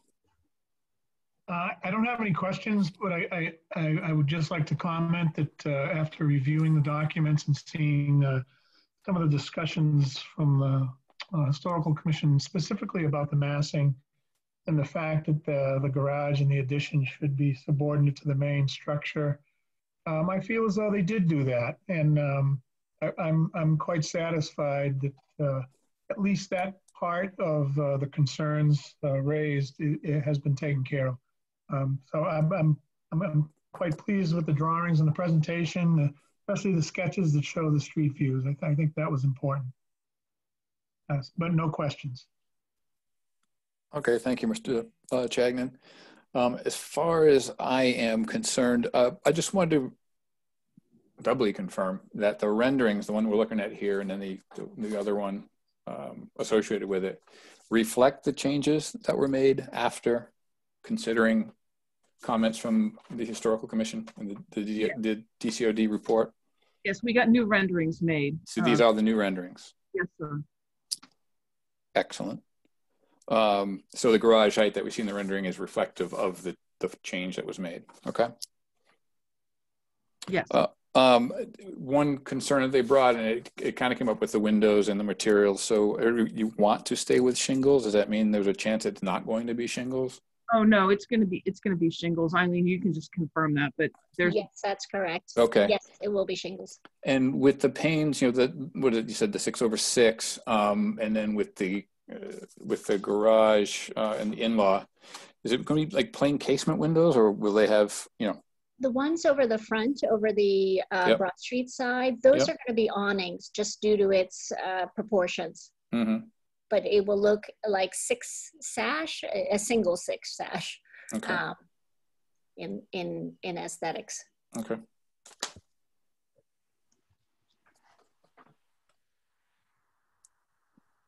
I don't think I have any further questions.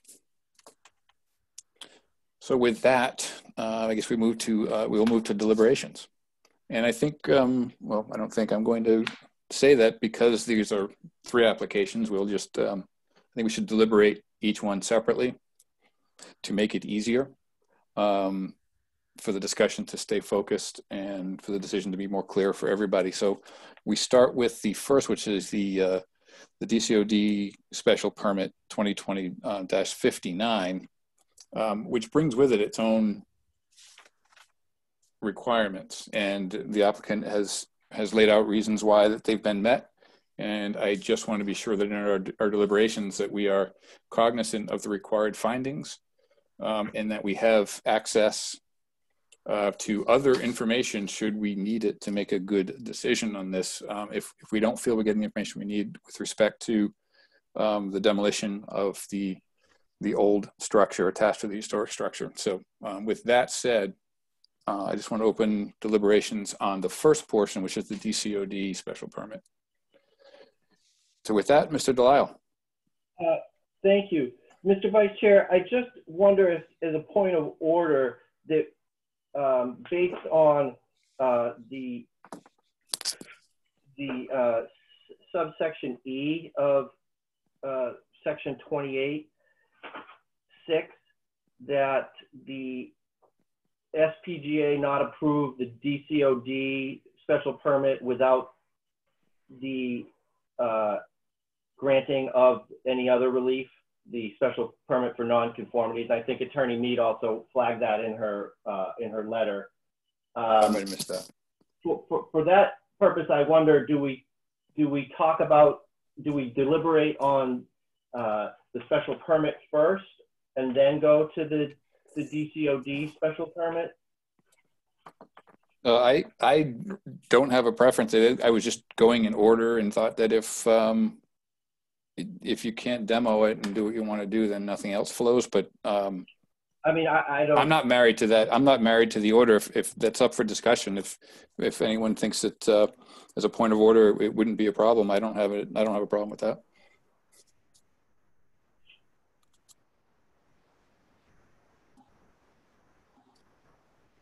This is Andy. If I could just weigh in on that. Sure. I think, you know, it's sort of up to the board's discretion what sequence to have the deliberation. I think it's just a sequence of what the votes should be in making a decision that will matter in the end. Well, what my thought was, and I'm up for input on this, is that we should be, I mean, each one of these is going to need a separate vote. We're not voting on them all as a group, right? So whatever we decide to do, we're having a discussion on one portion, voting on that, then moving to the next. Is that not how this will proceed? Mr. Chair, if I could. Sure. Yep. Mr. Lyle's point and Mr. Port's point is that the board isn't permitted to grant a DCOD without doing the other things. So if you deliberated each one of them and then voted, right? So in your deliberations, you're going to kind of know where you're going. So, and then voted on them as a group, at least the special permit for nonconformities and the DCOD, and then the in-law apartment. But you could deliberate them without voting each one. Got it. Thank you for that. That makes sense. Mr. Lyle, you on board with that? Yes, sir. So we are going to proceed with discussion of them as a group, or do we start with the special permit for the renovation of existing structure? I think the consensus is we can deliberate them as a group, starting with the DCOD permit, but when we take the votes, we need to take the vote for the special permit for nonconformities first, the DCOD vote second, and the in-law vote third. I think that's what I'm understanding from Now I get it. Now I understand. Yep. Okay. Understood. All right. So I will start with deliberation on the DCOD special permit. Fire away. I think that with respect to Section 3, the required findings, I think that for me, there is substantial evidence in the record that, and this is confirmed by the Historic Commission, that, or enhanced by the opinion of the Historic Commission, that the historic building or structure or the portions thereof to be demolished retain no substantial market value or reasonable use, taking into account the cost of rehabilitation. So for me, on a going forward basis, I can support that aspect of, or that application. And with respect to the last part of Section 4, I think that talks about the advisory reports, but Attorney Mead referenced the existing market value of the relevant portions of the historic building. I don't think we would need that either. I think that I'm okay to support the DCOD special permit. With regard to the special permit for nonconformities, I have to say, like some of my colleagues, I was nervous for this application because I was concerned about the massing and the scale of the proposed addition. And I will say that throughout the process this evening, my concerns have been allayed.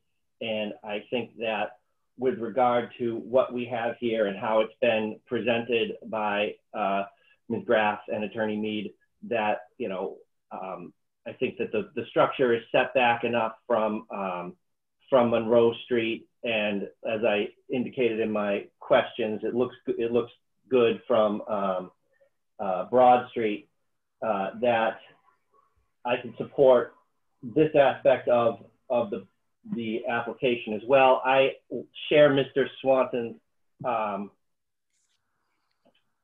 concern or lack of enthusiasm for the deck.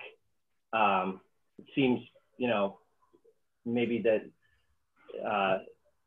a feature that maybe really doesn't fit into the neighborhood,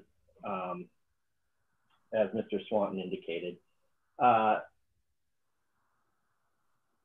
And so I don't think that the proposed changes will be substantially more detrimental to the neighborhood than the pre-existing non-conforming structure. It takes away the rambling series of additions and standalone garage and replaces them with, as Ms. Graff noted, a more compact structure or series of structures. And with the in-law apartment special permit, I think that the presentation by Attorney Mead with respect to the responses A through J, I also can support that permit or that application as well. With that, I will close my remarks.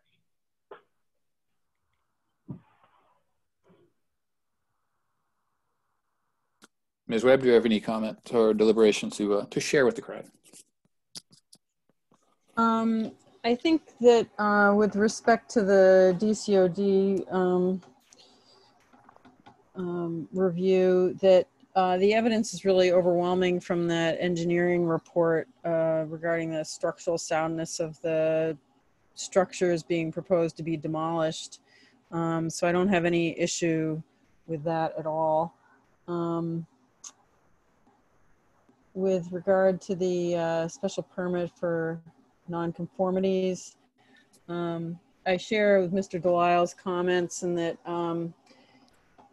in plan view, you know, this looked very, I mean, it is very compact, as to use Eileen Graff's terminology, and then to see it in elevation drawing, it really comes to life, and you can see the massing.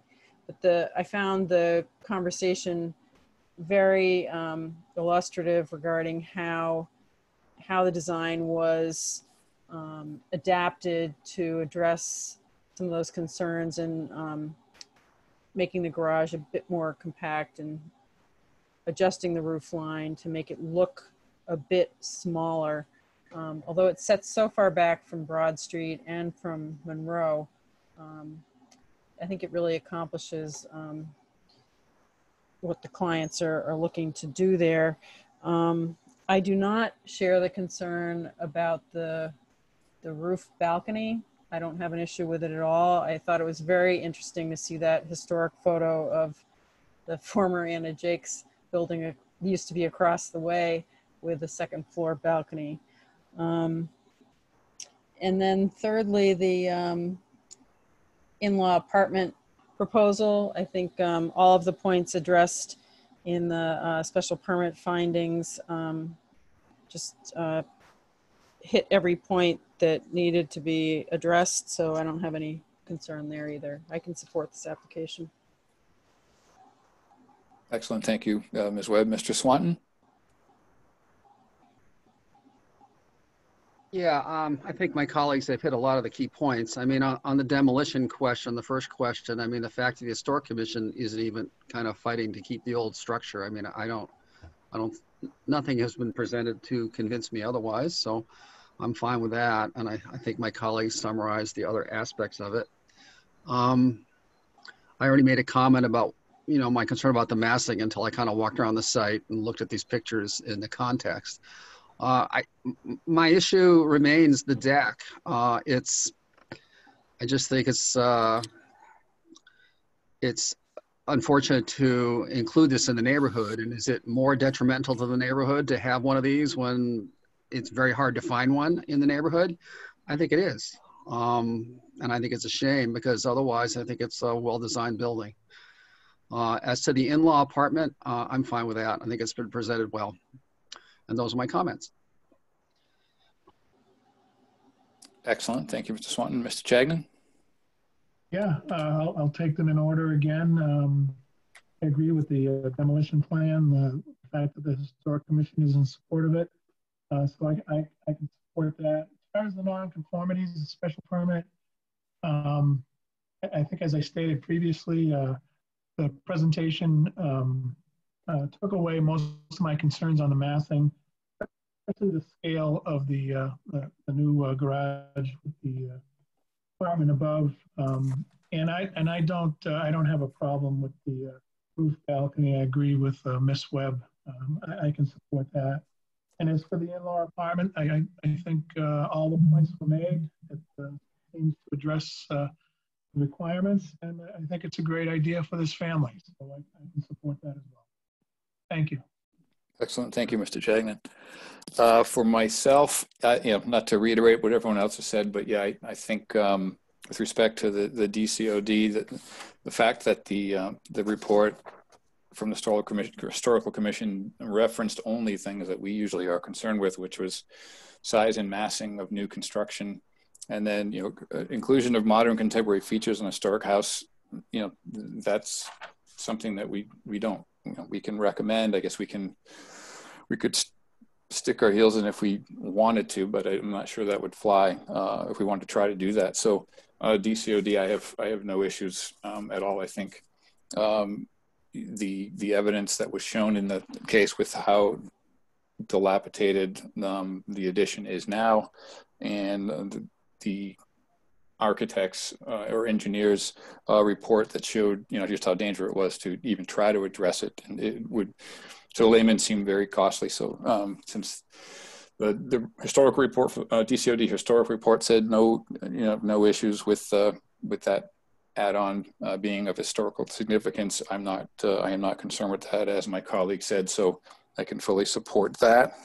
Moving on to the special permit. Again, the size and massing was the biggest issue and the one that we always have to look at. And then, substantially more detrimental to the neighborhood. And I think that's where I come down on the deck. Maybe it's not perfect, but I don't see it as substantially more detrimental to the neighborhood. There have been efforts to adjust the size and massing. It is going to vastly improve the condition of what's there right now. And then, clearly with moving on to the special permit for the in-law apartment, the applicant and council has clearly relayed that every one of those requirements will be met, and I can certainly approve that. So, in going back to the size and massing and the special permit overall, when you have 11 letters in support and they're all the immediate abutters, that also says a lot when you're looking at special permits, in my mind. So I can support this. So now the important part, we take the vote in the right order, and I appreciate the guidance on that. So at first we will be voting on the special permit for nonconformities. If someone wants to do so, it's 2020-060, unless I have that wrong.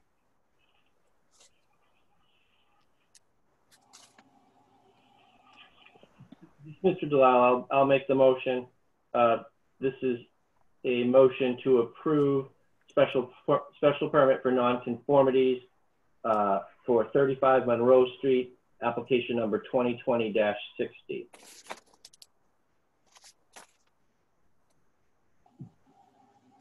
I'll second it, Rachel Webb. All right, motion to approve is made by Mr. Delisle, seconded by Ms. Webb. To approve special permit for nonconformities 2020-060. And I'll call the vote.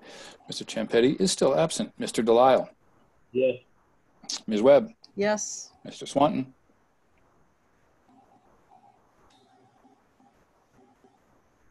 Yes. Mr. Chagnon? Yes. And Mr. Moore, yes. All in the affirmative. 2020-60 is passed. We now move on to looking for a motion on the DCOD special permit. It's Rachel Webb. I'll make the motion to approve special permit 2020-59, 35 Monroe Street, to demolish later added 2-story addition and 1-story sunroom. I'll second that. Bud Shagnon. A motion made by Ms. Webb, seconded by Mr. Chagnon for the approval of the DCOD 2020-059 special permit. I will now call the vote. Mr. Ciampetti absent. Mr. Delisle. Yes. Ms. Webb. Yes. Mr. Swanton. Yes. Mr. Chagnon. Yes. Mr. Moore is a yes as well. All the affirmative. That is approved. And last but not least, is there a motion on the special permit for the in-law apartment?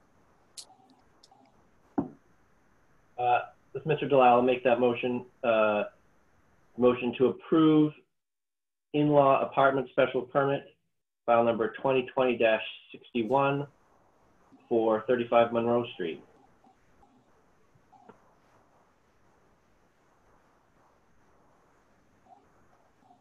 Anyone want a second? I'll second Bud Shagnon again. I'll second that motion. We have a motion made by Mr. Delisle, second by Mr. Chagnon, to approve of the special permit 2020-061. And now time, I will take the vote. Mr. Ciampetti still absent. Mr. Delisle. Yes. Ms. Webb. Yes. Mr. Swanton. Yes. Mr. Chagnon. Yes. Mr. Moore is also a yes, all in the affirmative. All three motions are approved. Thank you very much. Congratulations. The Thank board. you all. Good luck. Thank you. Before we conclude the formal applications, but I was asked, there's some questions going on in City Hall about when and if public meetings should come back. So this is just a board discussion, consideration. Just be thinking about this.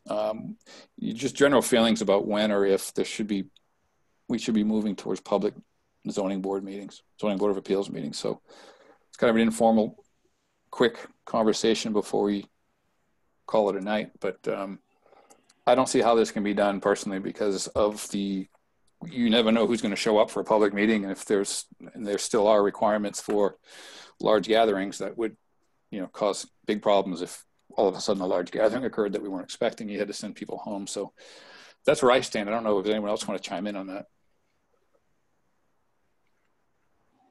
I'm not ready for it. It's Rachel Webb. There you go.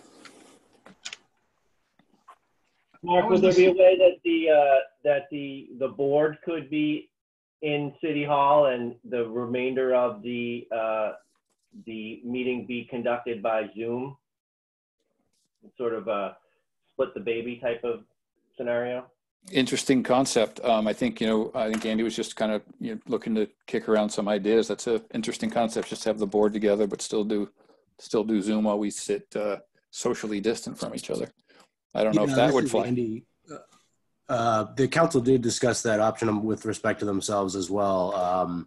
I think there was some debate about pros and cons of doing a hybrid type meeting, or one in which the board is there but the general public isn't there. I think I'll leave that question to you. I don't know if you feel that communication between board members is an issue. Maybe it makes sense to be to try to have in the building with just the board members. But if there isn't a communication problem between board members, it seems to me that it's sort of an extra setup for the custodians and the IT people and so forth. And it's not exactly clear whether would members bring their own laptops or how would that setup happen there.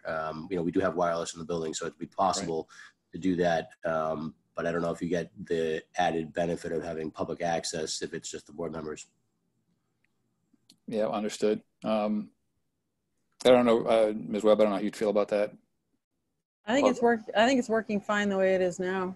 Yeah, so you're still there. I mean, I think, personally, I think if we're not, it's either, all of us or none of us in a hybrid model. I think the way, and again, I don't want to have this out of turn with Rob not being involved. And of course he will be involved, but I just thought we'd get the discussion going. So, but I think it's either all in the same way or continuing to do the Zoom in my estimation. Does anyone else have some input? Yeah, if I could chime in, Ken Swanton. Yep. Yeah, I'm really getting sick and tired of all this, isolation stuff. But on the other hand, I mean, I'd really love to have meetings. I can't stand this, quite frankly. But although it's nice to sit here with two screens and be able to do all kinds of things. But my problem is, I have asthma, and I've been trying to, I'm avoiding everybody, and it's no offense, Mr. Delisle, maybe, you know, who knows who walks in the room there, you know? So That's a fair point. That's a fair point. yeah. So I don't know. It's just, I hate it. I'd much rather have in-person meetings, but I'm not ready. So I'm kind of with Rachel on this one. Yep. It's just premature, I think, you know? Yeah. Yep, I think that's very reasonable, all reasonable concerns. So anyone else want to chime in before we? This is Bud Shag, and I guess if we were to meet together and the public was via Zoom, I'm not sure what that buys us when we take into account the risk. Right. I don't know if it makes it a better meeting. I mean, I'd love to meet all of you folks. I've never met any of you, but that's the only benefit I would get out of it, I think, is saying hello. Right. Well, actually, I think there'd be a lot of benefit to having us all in a room and interacting and seeing each other as we go through these things. But I just don't think it's time yet. I hate to say that. Yeah, maybe it's not time for that yet, but I do agree with Ken that there is definitely a benefit to everyone being in a room together as to these meetings for sure. Yeah, I can co-sign to that. It'd be better if we could all be there and exchanging ideas, but maybe timing's not right yet. And you know, I won't speak for Rob, but and of course, this is just so you know Andy can hear and see where our heads are with this. And Rob will obviously have to have. We'll be making the input on this as well. So we want to kick it around a little bit, get the ideas going, get the thought out there, and see where we stand. And I think we're all in agreement that maybe it'd be better to be together, but it's just not the right time. So. Thank you, Mark. Yeah, we've got some feedback from the other boards, and it's helpful to have a little bit of feedback from this board as well. We can get that from Rob as well, of course. Yeah, make sure we're staying in tune with what the board feels comfortable with. Yep, very good.